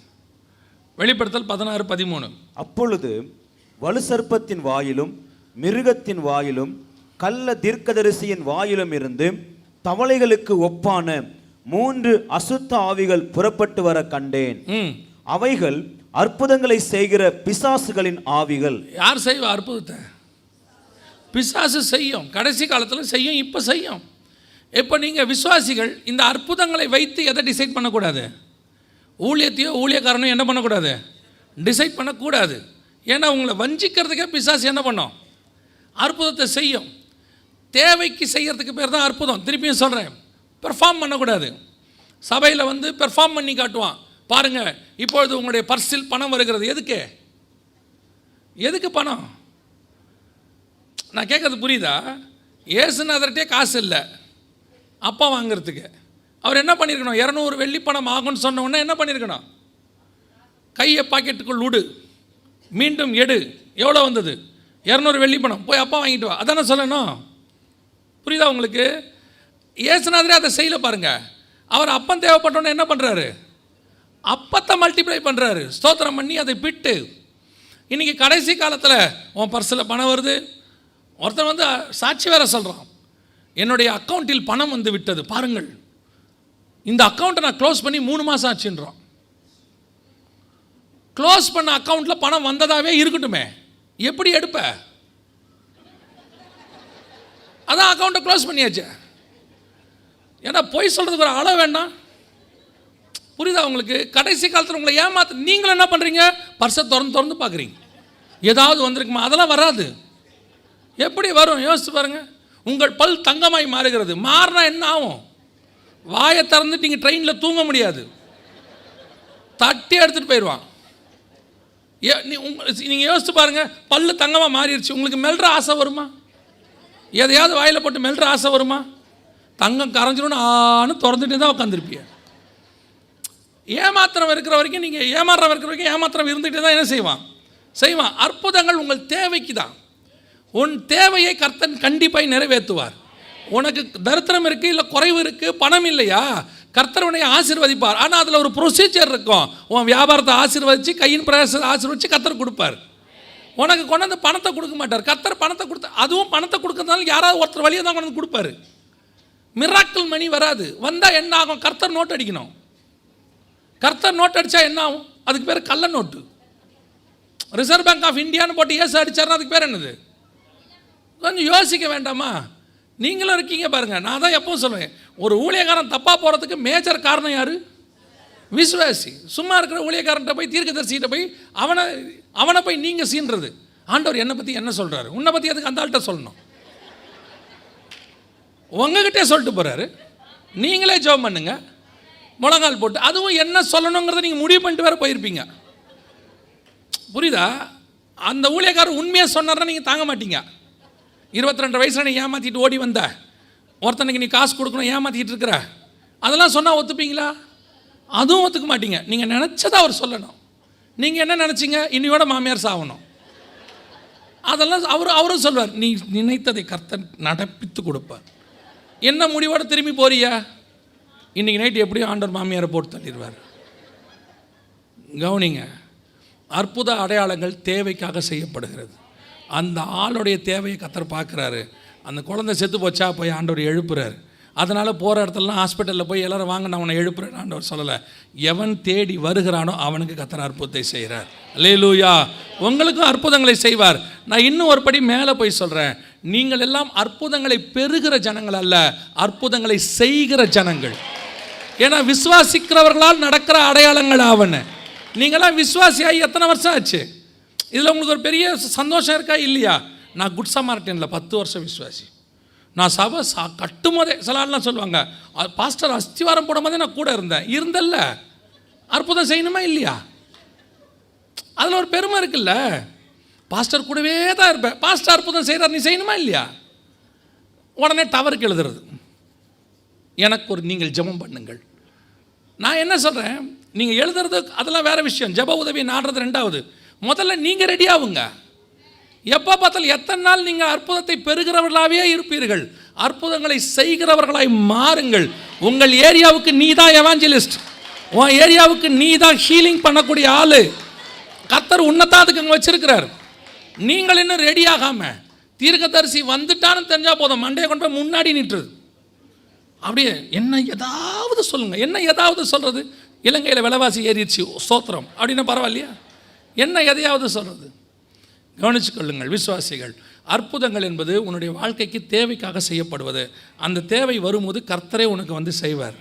நீ ஜெபித்து கொண்டே இருங்க, உங்கள் வீட்டில் கொண்டு வந்து கர்த்தர் அற்புதத்தை செய்வார். இன்னொன்று தெரிஞ்சுங்க, நமக்கு செய்யாமல் ஆண்டவர் வேறு யாருக்கு செய்ய போகிறார்? அவர் நம்முடைய ஆண்டவர். நாம் அவரை ஏற்றுக்கொண்டபடினால் அவருக்கு பிள்ளைகளாக இருக்கிறோம். பொல்லாதவர்களாகிய நீங்களே உங்கள் பிள்ளைகளுக்கு நல்ல ஈவுகளை செய்யும் போது பரலோகத்தில் இருக்கிற பிதா செய்வது அதிக நிச்சயம் என்று வசனம் சொல்லுங்கள். அல்லேலூயா. இனிமேல் இந்த ஓடுற வேலையை நிறுத்திடுங்க. ஊர் ஊராக தேடி ஓடுறதெல்லாம் நிறுத்திடுங்க. கதவை சாத்திட்டு முழங்கால் போட்டு ஜெபம் பண்ணுங்க.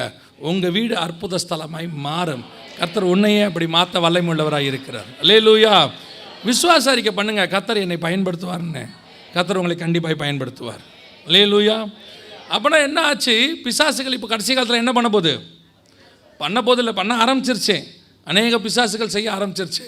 அதில் ஒன்று பொய்யான அற்புதம். 2 Thessalonians 2ஆம் அதிகாரம் 9ஆம் வசனம் சொல்லுது, அந்த அக்கிரமக்காரனுடைய வருகை சாத்தானுடைய செயலின்படி பொய்யான அற்புதங்கள் சகல அடையாளங்களோடும் பொய்யான அற்புதங்களோடு கூட இருக்கும். இப்போ பொய்யான அற்புதம் எப்படி நடக்க போகுது அப்படின்னு கேட்டிங்கன்னு சொன்னால், வானத்தில் இப்போ என்ன பண்ணியிருக்கிறாங்கன்னா ஒரு ஸ்பேஸ் ஸ்டேஷன் அப்படின்னு ஒன்று கட்டியிருக்கிறாங்க. எங்கேயா இருக்குது? இங்கே இதுவா அதுவா ஏதாவது ஒன்று சொல்லிடுங்க எனக்கு. இதுவா ரைட்.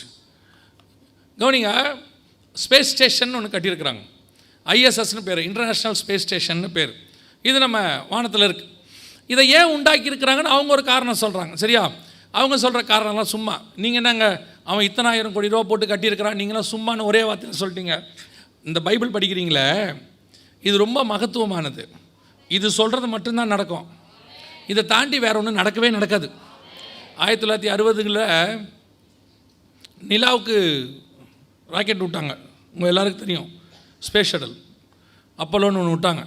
அது போயிட்டு நிலாவில் அப்படி இறங்கின உடனே நம்மால் இங்கே குதித்து சொல்லிட்டான், நாம் நிலாவுக்கும் போய்விட்டோம், நாளை நம்முடைய சந்ததி நிலாவில் இருக்கும்.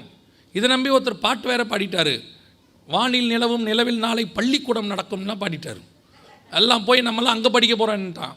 ஆனால் பைபிள் சொல்லுது, நீ இந்த பூமியை தவிர வேறு எங்கேயும் என்ன செய்ய முடியாது, வாழவே முடியாதுன்னு சொல்லிட்டார். 1967 68 முயற்சி பண்ணி கடைசியில் இன்னைய வரைக்கும் நிலாவில் என்ன செய்யலை, கல் அள்ளுறதோடு சரி மண் அள்ளுறதோடு சரி, அவ்வளோதான். கடைசியில் 2015 ஊழியத்தின் நிமித்தமாக அமெரிக்காவில் ஹூஸ்டன் பகுதிக்கு போயிருந்தோம். அங்கே வந்து இந்த ஒரு நாசாவுடைய எக்ஸிபிஷன் இருக்குது. அதுக்கு ஒரு சகோதரன் கூட்டிகிட்டு போனபோது அங்கே ஒரு பாடம் மாதிரி ஒன்று எடுத்தாங்க, ஒரு டாக்குமெண்ட்ரி, ஒரு 10 நிமிஷம். அதில் நிலாவுக்கு போயிட்டு வந்த எல்லாத்தையும் எக்ஸ்பிளைன் பண்ணாங்க. எக்ஸ்பிளைன் பண்ணி முடித்த பிறகு அந்த மனுஷன் கேட்டார், உங்களுக்கு ஏதாவது சந்தேகம் இருந்தால் சொல்லுங்கள். அப்போ அந்த மனுஷன்கிட்ட கேட்டேன், ஐயா அந்த நிலாவுக்கு போய் மனுஷனை வாழ வைக்கிறேன் நீங்களே, அந்த ப்ராஜெக்ட் எவ்வளோ தூரத்தில் இருக்குது, எப்போ நம்மெல்லாம் போவோன்னு. அப்போ அவர் சொன்னார், நாங்கள் அந்த ப்ராஜெக்டை நிறுத்தி 20 வருஷம் ஆகுதுன்னாரு. ஏன்னு கேட்டேன். இல்லை அங்கே ஆக்சிஜன் கிடையாது, அப்புறம் வந்துட்டு கிராவிடேஷனல் ஃபோர்ஸ் கிடையாது, நாம் அங்கே போக முடியாது, அங்கேருந்து கல்லுகளை கொண்டு வந்து ஆராய்ச்சி மட்டும் பண்ணிக்கிட்டே இருக்கிறோம் அப்படின்னாரு. இதை நாங்கள் பைபிள்லேருந்து சொன்னோம்னா முட்டாளும்பிங்க, பழமைவாதிகள், இவர்கள் எல்லாரும் பழமைவாதிகள், அறிவியலுக்கு எதிரானவர்கள். இதே மாதிரி தான் மார்ஸுக்கு விட்டு 49 பேரை செலக்ட் பண்ணி 1 வே டிக்கெட்டாமா இறக்கி விட்டுறதாமா, திருப்பி கூட்டிகிட்டு வரது இல்லையாமா. நிஜமாக தான், நீங்கள் போய் பாருங்கள், இருக்குது. 49 பேர் செலக்ட் பண்ணாங்க. இப்போ கடைசியில் மார்ஸுக்கு போனால் செத்து போயிடும்னு கண்டுபிடிச்சிட்டான். இப்போ அவன் சொல்லிட்டான், விடுறதை பற்றி யோசிச்சுட்ருக்குறோம் அப்படின்னு. நீங்களும் நானும் இந்த பூமியை தவிர வேறு எங்கே போயும் வாழ முடியாது. ஏன் முடியாதுன்னா பைபிள் சொல்லிருச்சு முடியாது. நமக்கு இதுக்கு சயின்ஸ் எல்லாம் வேணாம், ரொம்ப அறிவியல் பூர்வமான அறிவெல்லாம் வேண்டாம். இந்த பைபிளில் ஒரு 200 ரூபா பைபிளை வாங்கி படிங்க. அவன் 2000 கோடி ரூபா செலவு பண்ணி சொல்லிட்டோம். கடைசியில் ஜெயிக்க போகிறது என்னவோ பைபிள் மட்டும்தான், அவன் இல்லை. நம்ம சொன்னோம்னா ஆரம்பத்தில் நம்மளை திட்டுவான், நீங்கள் என்ன ரொம்ப பின்தங்கி இருக்கீங்க ஆவும்பா. எதை சொன்னாலும் இதாயா உண்மை. மார்ஸுக்கும் இப்போ போயிட்டு எலான் மாஸ்க்கு இப்போ அமைதியாகிட்டார். ஏன் அங்கே போக முடியாது. இனி எலான் மாஸ்க்கு சொல்லுங்கள், இல்லை வேறு யாராவது மாஸ்க்கை போட்டுக்கிட்டு கூட சொல்லுங்கள், பைபிளில் சொன்னதை மீறி உங்களால் ஒன்றும் செய்ய முடியாது. நாங்கள் தைரியமாக சவால் விட்டு சொல்லுவோம், வேதாகமத்தில் சொன்னதை தவிர வேறு இதுவரைக்கும் சயின்ஸில் சொல்லி ஜெயிச்சதென்று உலகத்தில் ஒன்றும் கிடையாது. பைபிளில் சொல்லியிருக்கிற சயின்ஸ் தான் கரெக்ட். இப்போது மார்ஸ்லேயும் முடியாது. அப்போ இதை எதுக்கு வச்சுருக்கிறாங்க அப்படின்னா 2 ரீசன். ஒன்று, இங்கிருந்து தான் முழு உலகத்தையும் கண்காணிப்பதற்கான வேலைகள் நடக்குது. எல்லா சேட்டிலைட்டுக்கும் ஹப்பு இங்கே உருவாக்குறாங்க. இப்போ பூமியை சுற்றி ஒரு 4000 சேட்டலைட் வரைக்கும் இருக்க போகுது. இன்னும் விட்றாங்க, 12000 சேட்டலைட் கொண்டு வர போகிறாங்க. ஸோ நம்மளை பூமியை சுற்றி நம்மளை அப்படி லான்ச் பண்ணிவிட்டு உங்களை வந்து 24 மணி நேரம் கண்காணிக்க போகிறாங்க. இது எப்படிங்கிறத நான் வருகிற நாட்களில் கர்த்தருக்கு சித்தமானால், வருகை தாமதிக்குமானால் நம்ம பார்க்கலாம். ஸோ அப்படி கண்காணிக்கிறதுக்கு தேவையான ஒரு மிக முக்கியமான மைய பகுதியாக இதை வச்சுருக்கிறாங்க. டோட்டல் ஆராய்ச்சி, அது மட்டும் இல்லாமல் டோட்டல் ஹப், சேட்டலைட்டோட ஹப்பாக இதை வச்சுருக்கிறாங்க. 2வது, நம்ம வசனத்தின் படி எதுக்காக அப்படின்னு கேட்டிங்கன்னா, இங்கேருந்து தான் அவங்க அக்கினி இறக்க போகிறாங்க. எப்படி இறக்குவாங்க அக்கினி அப்படின்னு கேட்டிங்கன்னா, உங்களுக்கு எல்லாருக்கும் தெரிஞ்ச ஒரு சம்பவம். கல்பனா சாவ்லான்னு ஒரு அம்மா வரும்போது கொலம்பியாங்கிறதான ஒரு ஸ்பேஸ் ஷட்டிலில் வந்தாங்க. அவங்க வரும்போது வெடித்து செதறிடுச்சு இல்லையா? ஏன் வெடித்து செதறிச்சுன்னு கேட்டிங்கன்னா, இந்த பூமியை சுற்றி ஒரு பாதுகாப்பு வளையத்தை கர்த்தர் கொடுத்துருக்கிறார். சரியா? காந்தபுலம் அப்படின்னு சொல்லுவாங்க, மேக்னெட்டிக் ஃபீல்ட் பாதுகாப்பாக கொடுத்துருக்காரு. எதுக்காகனா, வானத்துலேருந்து விண்வெளியிலேருந்து வரக்கூடிய எந்த ஒரு பொருளும் பூமி மேலே விழுந்தால் மனுஷன் செத்து போயிடுவான். அதனால் அது நெருப்பாக எரிச்சு விட்டுறோம், எல்லையுமே பேர்ன் பண்ணி விட்டுறோம். அதனால தான் விண்வெளி கல் நம்ம பூமிக்கிட்ட வரும்போது எரிக்கல்லாம் மாறுறது. ஏன்னா அது இங்கே வந்தோன்னே என்னவாயிரும், எரிஞ்சிரும். ஸோ இவங்க செய்கிற ஷட்டில்லாம் எப்படின்னு கேட்டிங்கன்னா, அதில் எரியாதபடிக்கு தான் செஞ்சாங்க, வெளியே போய் உள்ளே வரத்துக்கு. கல்பனா சாவ்லா வச்சுருந்த அந்த அவங்க பிரயாணம் பண்ண அந்த ஷட்டிலில் சின்ன டிஃபெக்ட்ஸ் இருந்துச்சு. அப்போவே அவங்க சொல்லியிருக்கிறாங்க, போக வேணாம், ரெடி பண்ணிட்டு போகலான்னு. அப்போ அங்கே இருக்கிறவங்களாம் இல்லை நல்லா தான் இருக்குது, போயிடலான்னு சொல்ல, அது உள்ளே நுழையும் போது நெருப்பு பட்டு வெடித்து சிதறிடுச்சு. உள்ளே இருந்த 6 பேருமே இறந்துட்டாங்க. ஸோ இது வந்து சம்பவம்.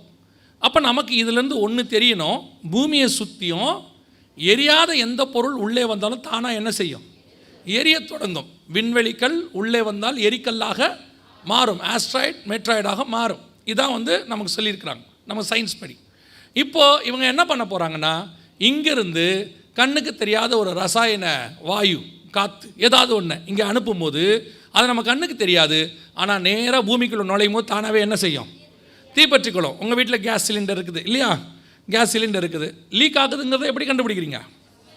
ஸ்மெல் வச்சு கண்டுபிடிக்கிறீங்க. ஆனால் உண்மையிலேயே அந்த கேஸுக்கு என்ன கிடையாது, ஸ்மெல்னு ஒன்று கிடையவே கிடையாது. அப்போ அந்த ஸ்மெல் எப்படி வருதுன்னா, அந்த சிலிண்டரை உங்களுக்கு ஃபில் பண்ணுறவங்க அதோடைய வாயில் என்ன பண்ணுவாங்கன்னா, ஒரு ஸ்மெல்லுக்கான ஒரு ரசாயனத்தை வைப்பாங்க, நீங்கள் கண்டுபிடிக்கிறதுக்காக. அதுக்காக தான் அதை வைக்கிறாங்க. அது வந்து அந்த சிலிண்டருக்குள்ளே ஸ்மெல்க்கு நீங்கள் நினச்சிக்கிறீங்க அந்த சிலிண்டருக்கு அந்த ஸ்மெல்லுக்கு காற்றுக்கு வந்து அந்த ஸ்மெல் இருக்குதுன்னு. கிடையாது, அவங்க அதுக்கு வைக்கிறாங்க. ஒருவேளை அது இல்லைன்னா எப்படி கண்டுபிடிப்பீங்க? கண்டுபிடிக்க முடியாதா? சிம்பிள், தீக்குச்சி கிழிச்சு வைங்க, கண்டுபிடிச்சிருவீங்க. பட் சொல்கிறதுக்கு நீங்கள் இருக்க மாட்டீங்க, அவ்வளோதான். எப்படி கண்ணுக்கு தெரியாமல் திடீர்னு தீக்குச்சி கிழிச்சா பற்றிக்குது இல்லையா? அதே மாதிரி தான் வானத்துலேருந்து வரக்கூடியதான அந்த ரசாயனம் பூமிக்குள்ளே நுழையும் போது தானாகவே என்ன செய்யும்? தீப்பற்றி கொள்ளும். அவங்க விரும்பின டிசைனில் அதை வர வைக்க முடியும். நீங்கள் லேசர்லாம் நிறைய பார்த்துருப்பீங்க, வானத்தில் வந்து பட்டாசெல்லாம் வெடிக்கிறாங்க அவங்கவுங்க இஷ்டப்படி. அந்த மாதிரி தாங்கள் விரும்பின வடிவத்தில் அதை வர வைக்கும் போது ஜனங்களை ஏமாற்றுவதற்கு அவங்க என்ன பண்ணுவாங்கன்னா வானத்தில் அடையாளத்தை உருவாக்குவாங்க. அதுக்கு பேர் ப்ளூ பீம் ப்ராஜெக்ட்னு கூட சொல்கிறாங்க.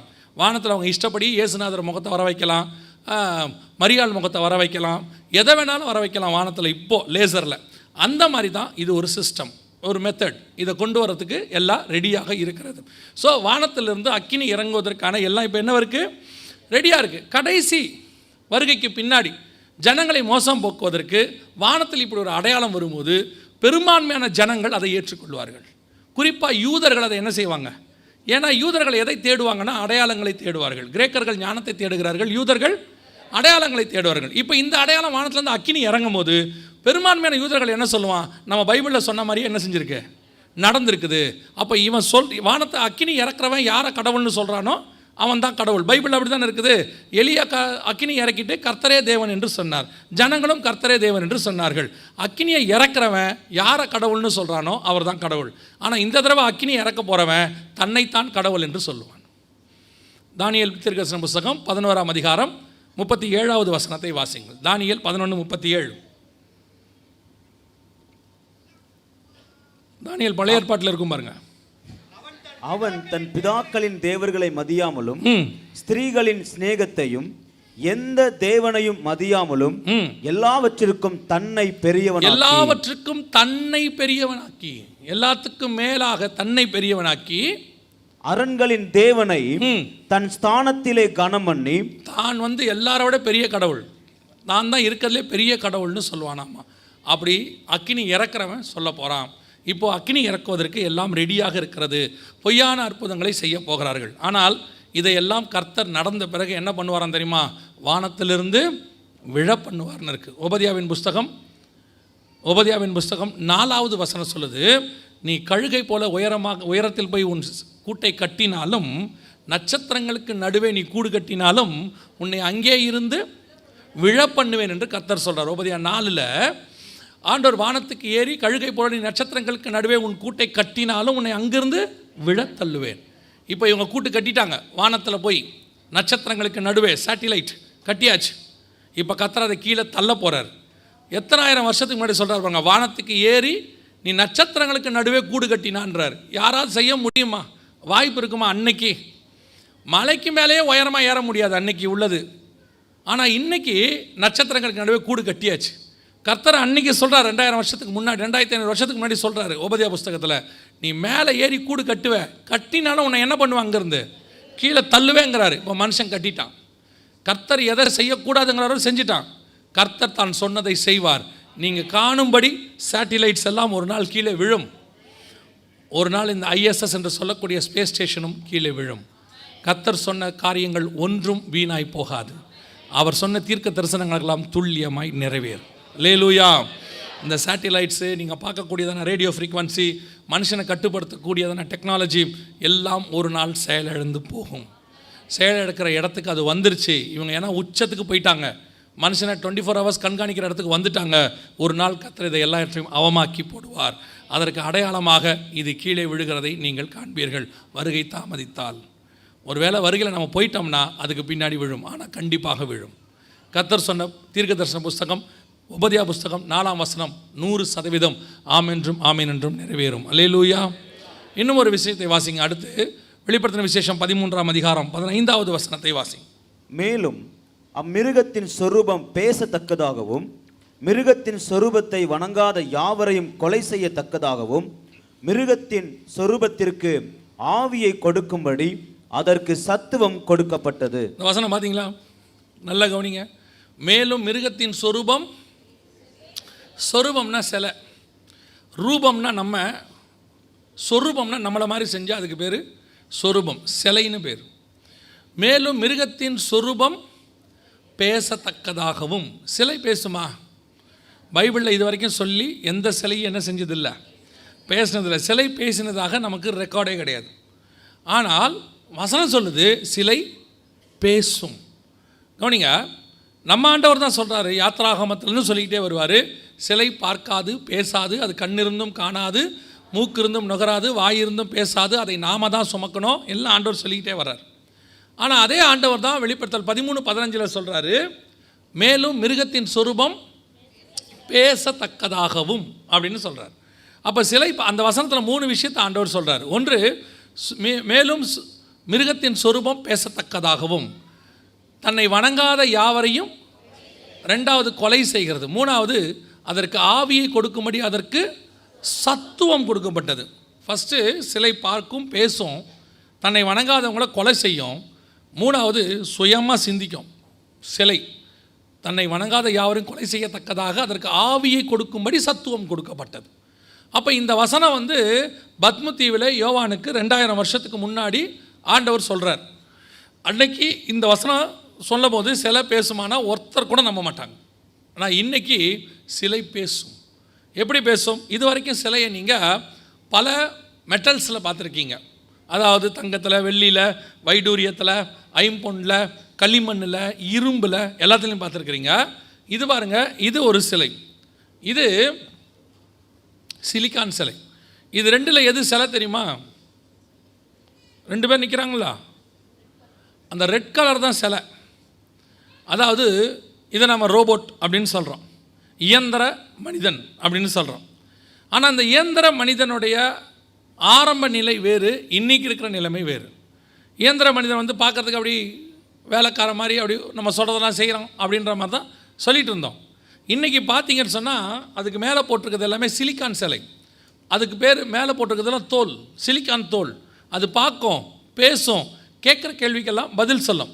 அதுலேயே ரொம்ப முக்கியமானது அசிமோ டெக்னாலஜின்னு சொல்லுவாங்க, ஜப்பானுடையது. இந்த சிலை எங்கள் வீடியோ ஓடல, ஏன் வீடியோ ஓடல?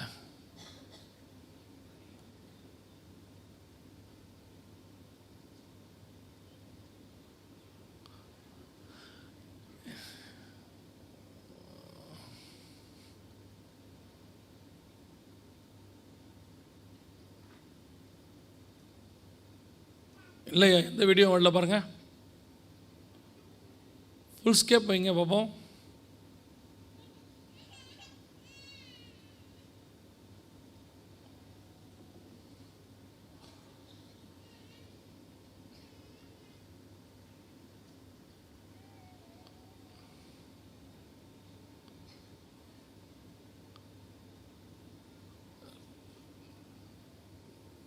லேப்டாப்பை F5 கொடுத்து ஃபுல் ஸ்கேப் வைங்க.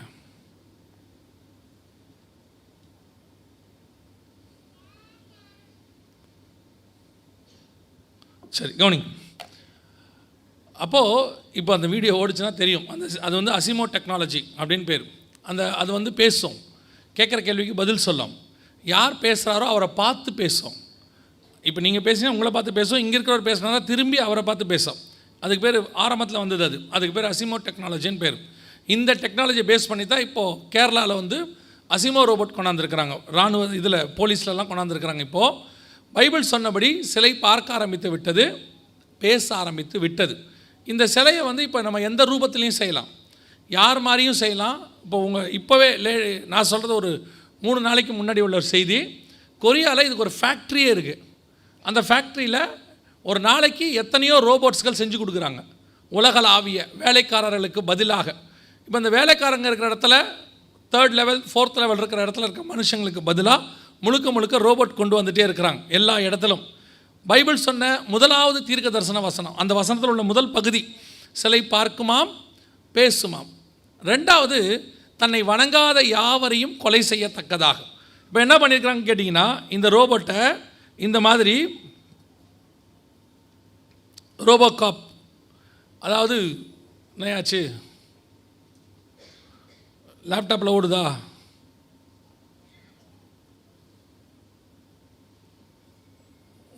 உங்களுடைய லேப்டாப்பில் ஓடுதா?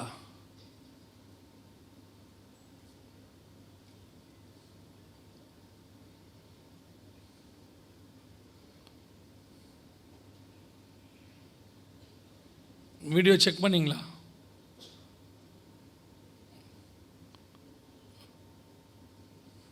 ரைட். கவனிங்க, இது பார்த்தீங்கன்னா துபாயில், இப்போ சவுண்ட் கட் பண்ணிடுங்க. கவனிங்க, இது துபாய் ஷாப்பிங் மால்ஸில் எல்லா இடத்துலையும் பார்த்தீங்கன்னு சொன்னால் போலீஸ்க்கு பதிலாக ரோபோட் கொண்டு வந்திருக்கிறாங்க. இதே மாதிரி தான் இப்போ கேரளாலையும் கொண்டு வந்திருக்கிறாங்க. இப்போ இந்தியாவிலேயே ஃபஸ்ட்டு கேரளாவில் தான் இந்த மாதிரி அசிமோ டெக்னாலஜியோட போலீஸ்க்கு பதிலாக டிபார்ட்மெண்ட்டில் இந்த மாதிரி இதை கொண்டு வந்திருக்கிறாங்க.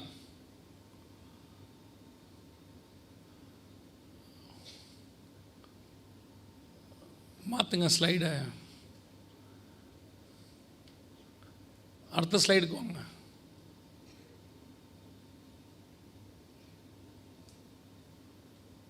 இது கேரளாவில் போலீஸ் டிபார்ட்மெண்ட்டில் கொண்டாந்துருக்குறாங்க. இப்போ இதே மாதிரி இதை தாண்டி அடுத்த லெவல், அது பார்க்குமாம், பேசுமாம், கொலை செய்யுமாம் அப்படின்னு இருக்குல்லையே, தன்னை வணங்காத யாவரையும். இதுதான் கில்லிங் ரோபோட்ஸ். இந்த கில்லிங் ரோபோட்ஸ் பார்த்தீங்கன்னு சொன்னால் இராணுவத்தில் கொண்டாந்துருக்குறாங்க. எல்லா இராணுவத்திலும், இந்திய இராணுவம் உட்பட எல்லா இராணுவத்திலும் சோல்ஜர்ஸாக இந்த ரோபோட்டை கொண்டாந்துருக்குறாங்க.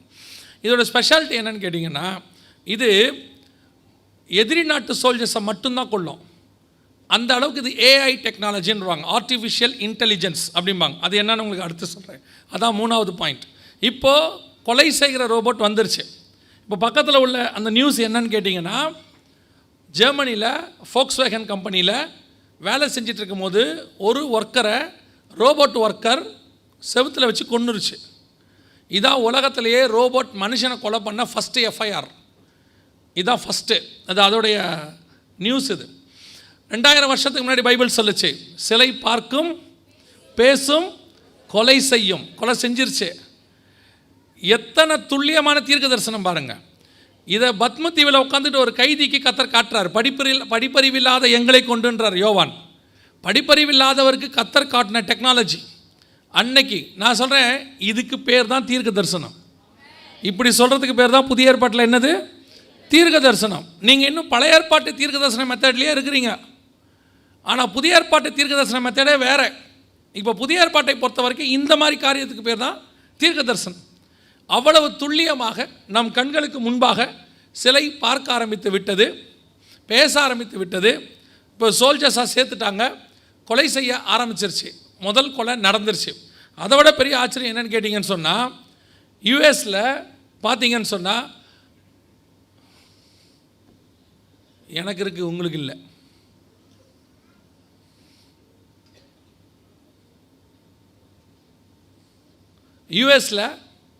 யூஎஸ் ரோபோட் அதில் ஒரு பிரிவே உண்டாக்கிட்டாங்க. இப்போ யூரோப்பில் கொண்டாந்தாச்சு, சைனாவில் கொண்டாந்தாச்சு. அதோட பெரிய ஆச்சரியம் என்னென்னா, ஒரு 4-5 வருஷத்துக்கு முன்னாடி யூஎஸில் நடந்ததான ஒரு கலவரத்தில் நார்மல் போலீஸால் கலவரத்தை அடக்க முடியல.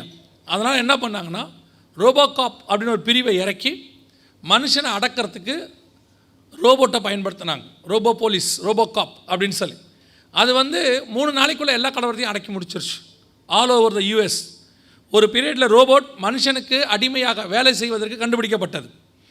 அதற்கு பிறகு ரோபோட் மனுஷனுக்கு ஈக்குவலாக மாறியது. இப்போது மனுஷனை அடக்கக்கூடிய இடத்துக்கு வந்துருச்சு, மனுஷனை நடத்தக்கூடிய இடத்துக்கு. இன் ஃபியூச்சர் ரோபோட் எப்படி மாறப்போகுது அப்படின்னு கேட்டிங்கன்னு சொன்னால், மனுஷனை கொல்ற அளவுக்கு மாறும் அப்படின்னு சொல்கிறாங்க. இதான் இப்போ சமீபத்தில் சோஃபியா அப்படின்னு சொல்லக்கூடியதான இதான். இந்த ரோபோட்டுக்கு சிட்டிசன்ஷிப் கொடுத்தாங்க, மனுஷனை மாதிரியே. சவுதி அரேபியாவில் இதுக்கு குடியுரிமை கொடுத்துருக்குறாங்க.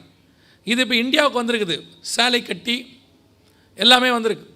இதே மாதிரி இந்த சோஃபியா கிட்ட ஒரு இன்டர்வியூ வச்சாங்க. இன்டர்வியூவில் அதுகிட்ட கேட்குறாங்க, எதிர்காலத்தில் நீங்கள் மனுஷனை கொல்லுவீர்களா அப்படின்னு கேட்டபோது இந்த சோஃபியா சொன்ன பதில் ரொம்ப நல்லா இருந்துச்சு. அது நீங்கள் என்னிடத்தில் நடந்து கொள்வதை பொறுத்து. அது சொல்லுது, நீங்கள் ஒழுங்காக நடந்துக்கிட்டால் நானும் என்ன செய்வேன், ஒழுங்காக நடந்துப்பேன். நீங்கள் நடந்துக்கிறத பொறுத்து தான் அப்படின்னு இருக்கு. இப்போ பைபிள் சொன்னபடி மிக துல்லியமாய் தீர்க்க தரிசனங்கள் நம் கண்களுக்கு முன்பாக துல்லியமாய் நிறைவேறிடுச்சு. இப்போ மனுஷனை நடத்துகிற ரோபோட் வந்துருச்சு. இதுக்கு அடுத்த ஸ்டேஜ் என்னன்னு கேட்டிங்கன்னா, மனுஷனுக்கு மேலே போய் மனுஷன் தன்னை வணங்க வேண்டும் சொல்கிற ரோபோட் வரும். இப்போ லேட்டஸ்ட்டாக பல மதங்களில், அதாவது கிறிஸ்தவத்துலேயும் சரி, புத்த மதத்தில் சரி, யூத ரவிமார்களுடைய ஜப ஆலயங்களில் சரி, அந்த கடவுள் இருக்கிற இடத்துல ரோபோட்டை உட்கார வைக்க தொடங்கிட்டாங்க வெளிநாட்டில். பல இடங்களை நீங்கள் போய் பாருங்கள், ரோபோ காட்ஸ் அப்படின்னு போட்டு பாருங்கள். வணங்கக்கூடிய இடத்திற்கு இப்பொழுது வந்துருச்சு. இது என்ன நடக்க போகுது, பின்னாடி என்ன செய்வாங்க அப்படிங்கிறதுக்கு நான் உங்களுக்கு ஒரு காரியத்தை சொல்லிவிட்டு நான் இந்த முதல் நாள் கூட்டத்தை ஜெபம் பண்ணி முடிக்க விரும்புகிறேன். கவனியுங்கள். இப்போ என்ன நடக்கும் ஃப்யூச்சரில் அப்படின்னு கேட்டிங்கன்னா, மிகப்பெரிய டீபாப்புலேஷன் நடக்கும். இப்போ நான் சொல்கிறதெல்லாம் கதை இல்லை, நல்லா கவனிச்சுக்கொள்ளுங்க. இந்த நாளுமே உங்ககிட்ட சொல்கிற எதுவுமே கதை கிடையாது. பல விஷயங்கள் நடந்தது, பல விஷயங்கள் நடக்க போகிறது. வேதாகமத்தில் சொன்னது, நாங்கள் தீர்க்கதரிசிகளும் கிடையாது. பைபிளில் உள்ளது என்ன இருக்குன்னு உங்களுக்கு சொல்கிறோம், அவ்வளோதான். மிகப்பெரிய அளவில் டீபாப்புலேஷன் நடக்கும். டீபாப்புலேஷன்னா பெரும்பான்மையான உலகத்தில் உள்ள ஜனங்கள் ஏதாவது ஒரு ரூபத்தில் சாவார்கள். அது யுத்தமோ அல்லது நோயோ அல்லது பஞ்சமோ ஏதோ ஒரு ரூபத்தில் சாவார்கள். வெளிப்படுத்தல் 6:8 இருக்குது. பெரும்பான்மையான டீபாப்புலேஷன் ஆகும்போது அதற்கு ஆல்டர்னேட்டாக ரோபோக்களை கொண்டு வருவார்கள். இந்த ரோபோக்கள் எல்லாம் கொண்டு வரும்போது அடுத்து ரோபோ ஆர்மி, ரோபோ காப், முழுக்க first stage, second level, third level வரைக்கும் ரோபோஸை வச்சு நிரப்பிடுவாங்க. அதற்கு பிறகு அதை நடத்தக்கூடிய ஒரு மனுஷன் வருவான். அவன் ரோபோட்டை முழுதும் கண்ட்ரோல் பண்ணக்கூடியவனாக இருப்பான். 7 ஆண்டு கால உபத்திரவ காலத்தில் இது முழுக்க நடக்கும். அப்பொழுது அந்த மனுஷனுடைய சிலை அல்லது அது ரோபோட்டாகவோ அல்லது அடுத்து இப்போ இன்னொன்று காட்டும், அது மாதிரி இருக்கும். அதுக்கு பேர் பயோனிக் மேன்னு பேர். இங்கே இருக்குது பாருங்கள், இதுக்கு பேர் பயோனிக் மேன். பயோனிக் மேன்னா என்ன அப்படின்னு கேட்டிங்கன்னா, ரோபோட்டை விட அட்வான்ஸ்டு. எப்படி அட்வான்ஸ்ட் அப்படின்னு கேட்டிங்கன்னா, காட்டுவாங்க, அவங்க எப்படி எடுத்து போட்டுருவாங்க உங்களுக்கு ஒரு 2 நிமிஷத்தில். கவனிங்க. அந்த பயோனிக் மேன்னா என்னென்னா, முழுக்க செயற்கை மனிதன், இயந்திர மனிதன் கிடையாது, செயற்கை மனிதன். அதாவது நம்ம ஆரம்பத்தில் பார்த்தோம் இல்லையா, செயற்கை மூளை, செயற்கை ரத்தம், செயற்கை நரம்பு, செயற்கை கண் எல்லாம் பார்த்தோம்ல. இது எல்லாம் ஃபிக்ஸ் பண்ண ஒரு ஆள் இப்போ வரும் பாருங்கள். 100% செயற்கை மனிதன். இதனுடைய ஸ்பெஷாலிட்டி என்னன்னு கேட்டிங்கன்னா, அவருடைய தோல் வந்து வேர்க்கும், நடந்தாருன்னா அவருக்கு வேர்க்கும், அவருக்கு முடி முளைக்கும், ஷேவ் பண்ணுவார், எல்லாம் இருக்குது. ஸோ இந்த செயற்கை மனிதன் யாரோ ஒருத்தர மாதிரி தான் செஞ்சுருக்காங்க. அந்த மனுஷனை இப்போ காட்டுவாங்க. ஏன் அப்படி செஞ்சார்னா, அவருக்கு இது வரைக்கும் கை இருக்குது, இதுக்கு மேலே கை இல்லை. ஸோ அவருக்கு இந்த பயோனிக் டெக்னாலஜிக்கு தன் உடம்பை விட்டு கொடுத்தாரு, என்னை வச்சு செக் பண்ணுங்கன்னு. அப்போது இந்த இடம் மட்டும் பார்த்திங்கன்னா கை வந்து பயோனிக்காக இருக்கும், இந்த இடம் பார்த்திங்கன்னா நார்மலாக இருக்கும். இந்த கையோடு இது சேர்ந்து வேலை செய்யும். பொதுவாக நீங்கள் கை இல்லாதவங்களாம் பார்த்தீங்கன்னா கட்டை மாதிரி வச்சுருப்பாங்க. இது அசையாது, ஒன்றும் பண்ணாது, சும்மா அப்படியே தான் இருக்கும். ஆனால் அவர் கை அசையும், எல்லாம் செய்யும். நரம்புக்கு பதிலாக ஒயர் இருக்கும், எல்லாம் இருக்கும். ஆனால் இது உடம்போடு சேர்ந்துருக்கும். பயோனிக் டெக்னாலஜின்னு பேர். அந்த மனுஷன் அவரோட கையை விட்டு கொடுத்ததுனால இப்போ அவரை மாதிரியே செஞ்சுருக்கிறாங்க. பார்த்தீங்கன்னா அவர் இருப்பார், இதுவும் இருக்கும், இவரும் நடப்பார், அதுவும் நடக்கும். இவர் அப்படியே அச்சு அசலாக இவருடைய ஃபோட்டோ காப்பி மாதிரியே இருக்கும். அதுக்கு பேர் தான் ரொம்ப விசேஷம். என்ன பேருனா, அந்த ஃபஸ்ட்டு செஞ்ச அந்த பயோனிக் மேனுக்கு ரெக்ஸ்னு பேர் வச்சுருக்கிறாங்க. ரெக்ஸ் அப்படின்னா என்ன அர்த்தம்னு கேட்டிங்கன்னா, லத்தீனில் ராஜான்னு அர்த்தம். லத்தீனில் ராஜான்னு அர்த்தம். ஏன் உங்களுக்கு நான் சொல்கிறேன் அப்படின்னா, கடைசியாக வரப்போகிற சர்வாதிகாரி எங்கிருந்து வருவான்னு கேட்டிங்கன்னா, ரோம்லேருந்து வருவான்னு பைபிள் சொல்லுது. 7 மலை உள்ள நகரம். வெளிப்படுத்தின விசேஷம் 17ஆம் அதிகாரம் 9ஆம் வசனத்தில் அந்த ஸ்திரீ உட்கார்ந்துருக்கிற 7 தலைகளும் 7 மலைகளாம் அப்படின்னு இருக்கும். 7 மலைகள் மேலே உட்கார்ந்துருக்கிற ஸ்திரீ, 7 மலைகள் மேலே உட்கார்ந்துருக்கிற ஸ்திரீனா 7 மலைக்கு மேலே உட்கார்ந்துருக்கிற நகரம்னு அர்த்தம். 18ஆவது வசனத்தில் இருக்கும். நீ கண்ட ஸ்திரீயானவள் பூமியின் ராஜாக்கள் மேல் ராஜ்யபாரம் பண்ணுகிற மகா நகரமாம். எந்த நகரம் 7 மலைக்கு மேலே இருக்குதுன்னு கேட்டிங்கன்னா, ரோம் நகரம் தான் 7 மலைக்கு மேலே இருக்குது. குயிரினல், விமினல், கேபிட்டலின், அவென்டின், பேலண்டின், சீலியன், எஸ்குயிலின், இதுதான் 7 மலை. இந்த 7 மலைக்கு மேலே இருக்கிற நகரம் தான் ரோம். ரோம் நகரத்திலிருந்து வருவான்னு பைபிள் சொல்லுது. ரோம் நகரத்தினுடைய அஃபிஷியல் லாங்குவேஜ் தான் லத்தீன். இப்போ இந்த நமக்கு வந்து தமிழ்நாட்டுக்கு தமிழ் இருக்கிற மாதிரி இப்போ வந்துட்டு ஒவ்வொரு நாட்டுக்கும் ஒரு அஃபிஷியல் லாங்குவேஜ்னு ஒன்று இருக்குது இல்லையா, அதே மாதிரி ரோம் நகரத்தினுடைய அஃபிஷியல் லாங்குவேஜ் எதுன்னு கேட்டிங்கன்னா லத்தீன். லத்தீனில் வரப்போகிறவனுக்கு ராஜான்னு பேர் வச்சுருக்கிறாங்க, லத்தீன் மொழியில் வச்சுருக்கிறாங்க. வரப்போகிறவனை பைபிள் வந்து ராஜா வரான்னு தான் பைபிள் சொல்லுது. அதிபதி அதன் வழியாக நுழைவான். துல்லியமாக கடைசி காலத்தில் வரவேண்டியதான மிக முக்கியமான ஒரு கண்டுபிடிப்பு வெளிப்படுத்தல் 13:15 சொன்னப்பட்டபடி பார்க்கிற, பேசுகிற, கொலை செய்கிற ஆர்டிஃபிஷியல் இன்டெலிஜென்ஸ், சுயமாய் சிந்திக்கிற சிலை ரெடி ஆகிருச்சு. இப்போ இந்த ஆர்டிஃபிஷியல் இன்டெலிஜென்ஸுங்கிறது சர்வசாதாரணமாகிருச்சு. என்னாச்சு வீடியோ கவனிங்க. இந்த ஆர்டிஃபிஷியல் இன்டெலிஜென்ஸுங்கிறது வந்து சர்வசாதாரணமாக மாறிடுச்சு. எல்லாத்துலேயும் ஆர்டிஃபிஷியல் இன்டெலிஜென்ஸ் இருக்குது. இப்போ நீங்கள் யூஸ் பண்ணுற டிவியில் இருக்குது, நீங்கள் யூஸ் பண்ணுற செல்ஃபோனில் இருக்குது. அதுவே எல்லாத்தையும் என்ன செஞ்சுக்குது? ரெக்கக்னைஸ் பண்ணிக்குது. நீங்களா வேறு யாராவதா அப்படிங்கிறது அதுவே பண்ணிக்குது. டிவியிலேருந்து எல்லாத்துலேயுமே இந்த ஏஐ டெக்னாலஜியை கொண்டாந்துக்கிட்டே இருக்காங்க. கொஞ்சம் கொஞ்சமாக முழு ஏஐ டெக்னாலஜியோட ஒரு சிலையை உருவாக்குவாங்க. இந்த சிலை உலகளாவிய எல்லா ஆஃபீஸ்லேயும் எல்லா இடத்துலையும் வைக்கப்படும் கண்காணிப்பாக. இப்போவே நீங்கள் போனீங்கன்னு சொன்னால் பல நாடுகளில் ராஜா ஃபோட்டோ வச்சுருப்பாங்க. ராஜாக்களுடைய ஃபோட்டோ, அரபு நாடுகளுக்கெல்லாம் போயிட்டிங்கன்னா ராஜாவுடைய ஃபோட்டோவை எல்லா இடத்துலையும் வச்சுருப்பாங்க. இப்போ பல இடங்களில் போனீங்கன்னா அந்த நாட்டுடைய தலைவர் ஃபோட்டோ வச்சுருப்பாங்க. கம்யூனிஸ்ட் நாடுகளுக்கு போட்டிங்கன்னா அந்த நாட்டுடைய கம்யூனிஸ்ட் தலைவருடைய ஃபோட்டோஸ் வச்சுருப்பாங்க, சிலையை வச்சுருப்பாங்க. அந்த மாதிரி உலகளாவிய ஒரு கவர்மெண்ட், அந்த உலகளாவிய கவர்மெண்ட்டுக்கு ஒரு ராஜா, அந்த ஒரு ராஜாவுடைய சிலை உலகளாவிய வைக்கப்படும். ஆனால் இந்த சிலை பார்க்கும், பேசும். இப்படி நடந்திருக்குதான்னு கேட்டால் இதுக்கு முன்னாடி உங்களுக்கு தெரிஞ்சு பைபிளில் நேபுகாத்நேச்சார் ஒரு சிலை செஞ்சு எல்லாரும் வணங்கணும்னு சொன்னார். தானியேல் புஸ்தகம் 3ஆம் அதிகாரத்தில் இருக்குது. இதுக்கப்புறம் ஜூலியஸ் சீசர் காலத்தில் இதே மாதிரி சிலை செய்யப்பட்டு எல்லாரும் வணங்க வேண்டும் என்று செயல்பட்டார்கள். வணங்காதவர்கள் தூக்கி நெருப்பிலே போடப்பட்டார்கள். இது நீரோ மன்னன் காலம் வரைக்கும் இருந்துச்சு.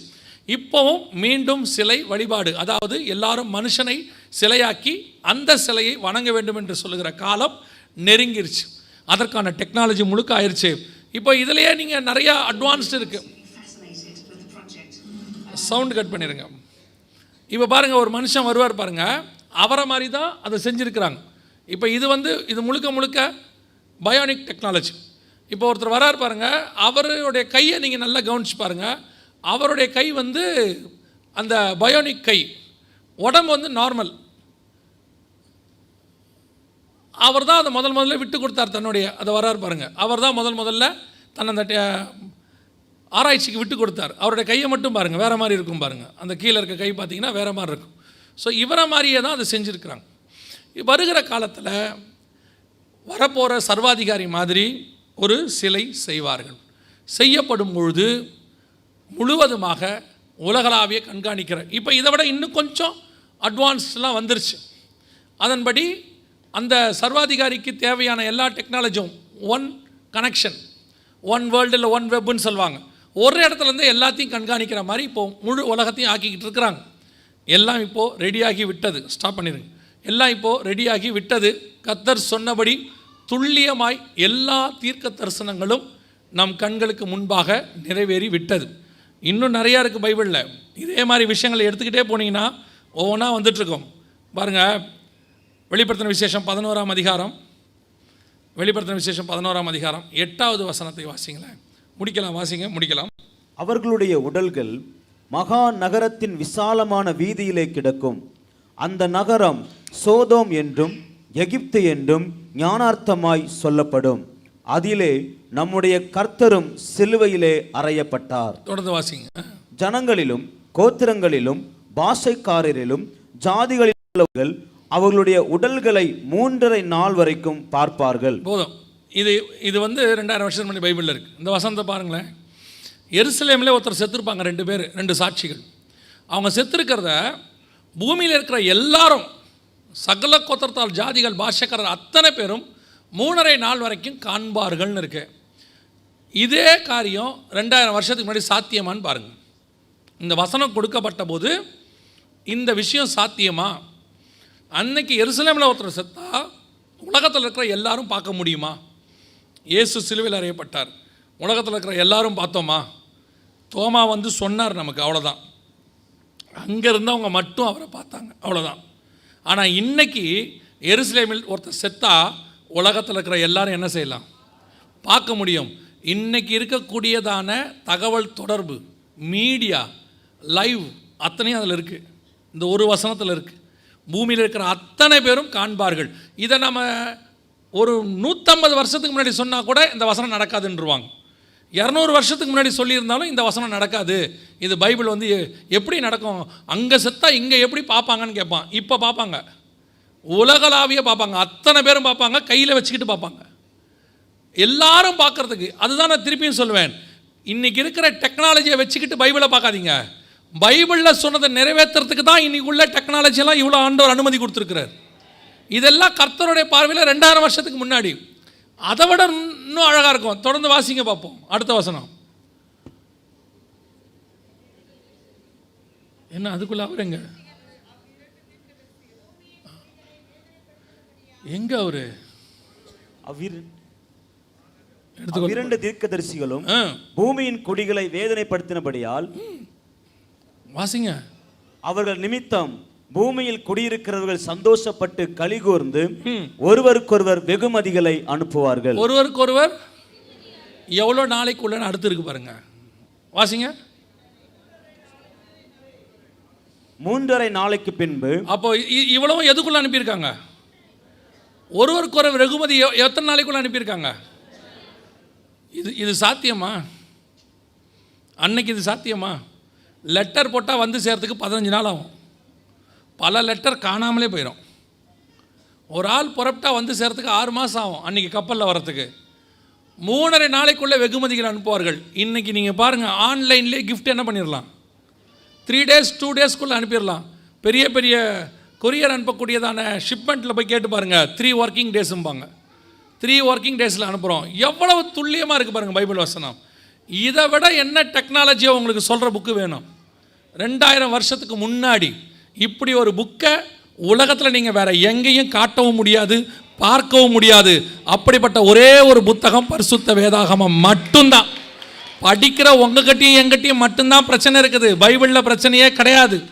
ஒரு சிலர்லாம் சொல்லுவான் பைபிளில் அவ்வளோ பிரச்சனை இருக்குன்ட்டு. நான் சொல்லுவேன், ஆர்கியூமெண்ட்டுக்கு வரேன்பா, நான் வராதேன்பேன். ஏன் பைபிளை பற்றி எனக்கு தெரியும், நீ ஆர்கியூமெண்ட்டுக்கே வராத. அதை படிக்கிறதுக்குன்னு ஒரு கண்ணு வேணும். சிலர் சொல்லுவாங்க, காமால கண்ணுக்கு பார்க்குறதுக்குலாம் எப்படி இருக்குமா, மஞ்சளாக இருக்குமா. சந்தேகத்தோடு படிக்கிறவனுக்கு எல்லாமே சந்தேகமாக தான் இருக்கும். விசுவாசத்தோடு படிக்கிறவனுக்கு தான் கர்த்தர் எல்லாத்தையும் வெளிப்படுத்தி கொடுக்குற வல்லமை உள்ளவராக இருக்கிறார். அதனால் சிலர்லாம் வந்து ஆர்கியூமெண்ட்டுக்கு வந்து ஆர்கியூமெண்ட்லாம் பண்ணாதீங்க, அமுச்சு விட்ருங்க, போயிட்டு வா தம்பி உனக்கு புரியாதுன்னு சொல்லிடுங்க, அவ்வளோதான்.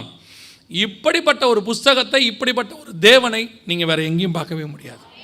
அந்த தேவன் நம்முடைய தேவனாக இருக்கிறார். அல்லேலூயா. ஆண்டவர் சொன்ன கடைசி காலத்தினுடைய அடையாளங்கள் அத்தனையும் நம்ம கண்ணுக்கு முன்னாடி நிறைவேறிடுச்சு. இது மட்டும் இல்லை, வெப்பன்ஸ் பற்றி இருக்குது, அடுத்து வரக்கூடியதான இவங்க யூஸ் பண்ணக்கூடிய வார் வெப்பன்ஸ் அத்தனையும் பைபிளில் இருக்குது. இதெல்லாம் சொல்லிக்கிட்டே போனோம்னா நமக்கு நேரம் பத்தாது. ஆனால் ஒன்று மட்டும் நிச்சயம், இதெல்லாம் வச்சுக்கிட்டு நம்ம என்ன பண்ண போகிறோம்? இவ்வளவும் பைபிள் சொல்லியிருக்கு, நடந்திருக்கு, சந்தோஷம். ஆனால் ஏன் பைபிள் இதெல்லாம் சொல்லுச்சு தெரியுமா? இவைகள் சம்பவிக்க தொடங்கும் போது உங்கள் மீட்பு சமயமாக இருப்பதால் நீங்கள் நிமிர்ந்து பார்த்து தலைகளை உயர்த்துங்கள் என்று லூக்கா 21:28 ஆண்டவர் சொல்கிறார். அப்போ இதெல்லாம் நடக்கும்போது நம்முடைய ஆண்டவர் நம்மை மீட்கும்படி வரப்போகிறார். இனி காலம் செல்லாது. சிலர் சொல்லிகிட்டே இருப்பாங்க, காலம் செல்லும், டைம் ஆகும்பா. நீங்கள் அதை பற்றி கவலைப்பட வேண்டிய அவசியம் இல்லை.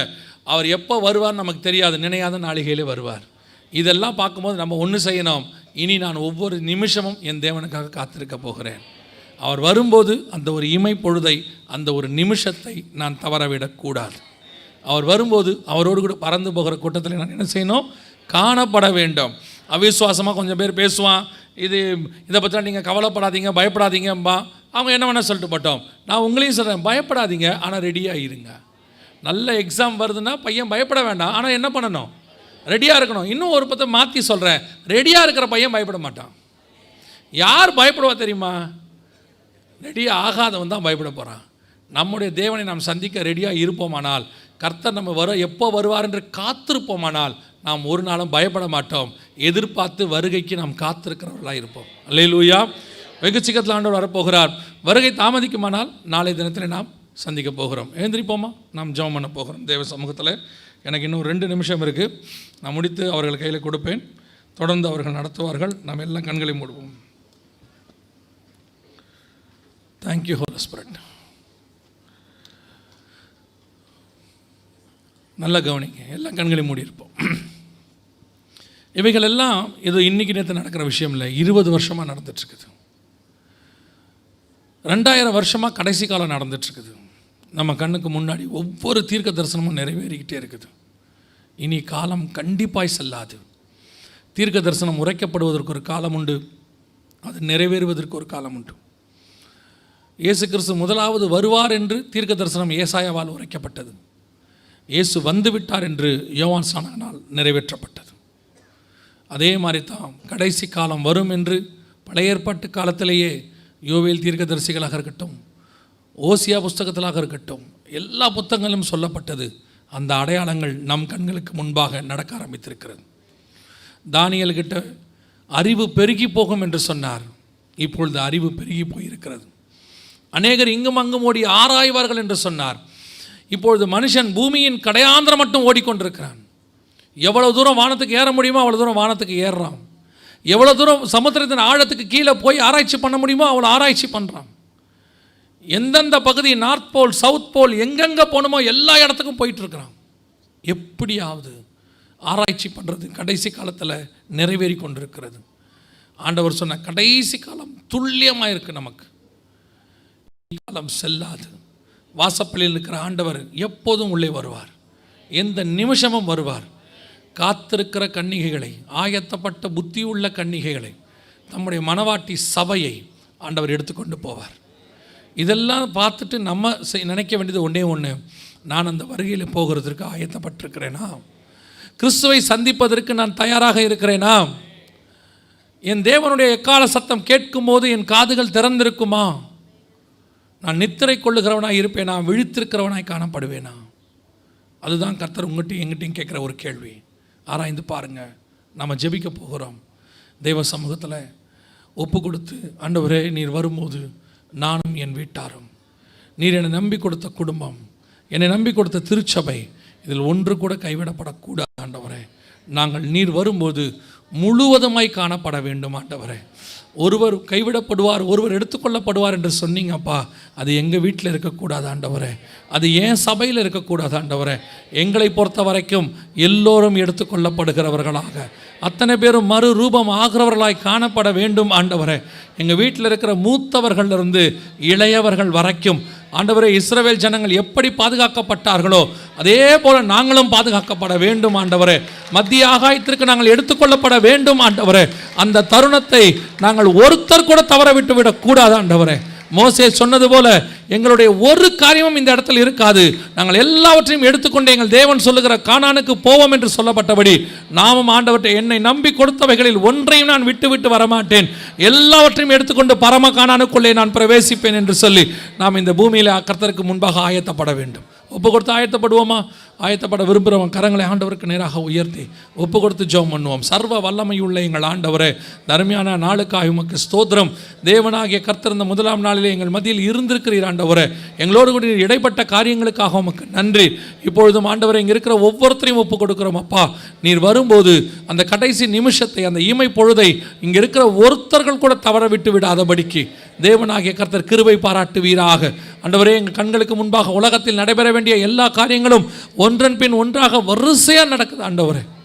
இதெல்லாம் நீர் வருகிறீர் என்பதை எங்களுக்கு உறுதிப்படுத்துகிறதப்பா. எங்கள் விசுவாசத்தை குலைக்கக்கூடிய எல்லாவற்றிலிருந்தும் எங்களை விடுதலையாக்குங்க ஆண்டவரே. உம்மை சந்திக்க எங்களை ஆயத்தப்படுத்த கிருபை பாராட்டும்.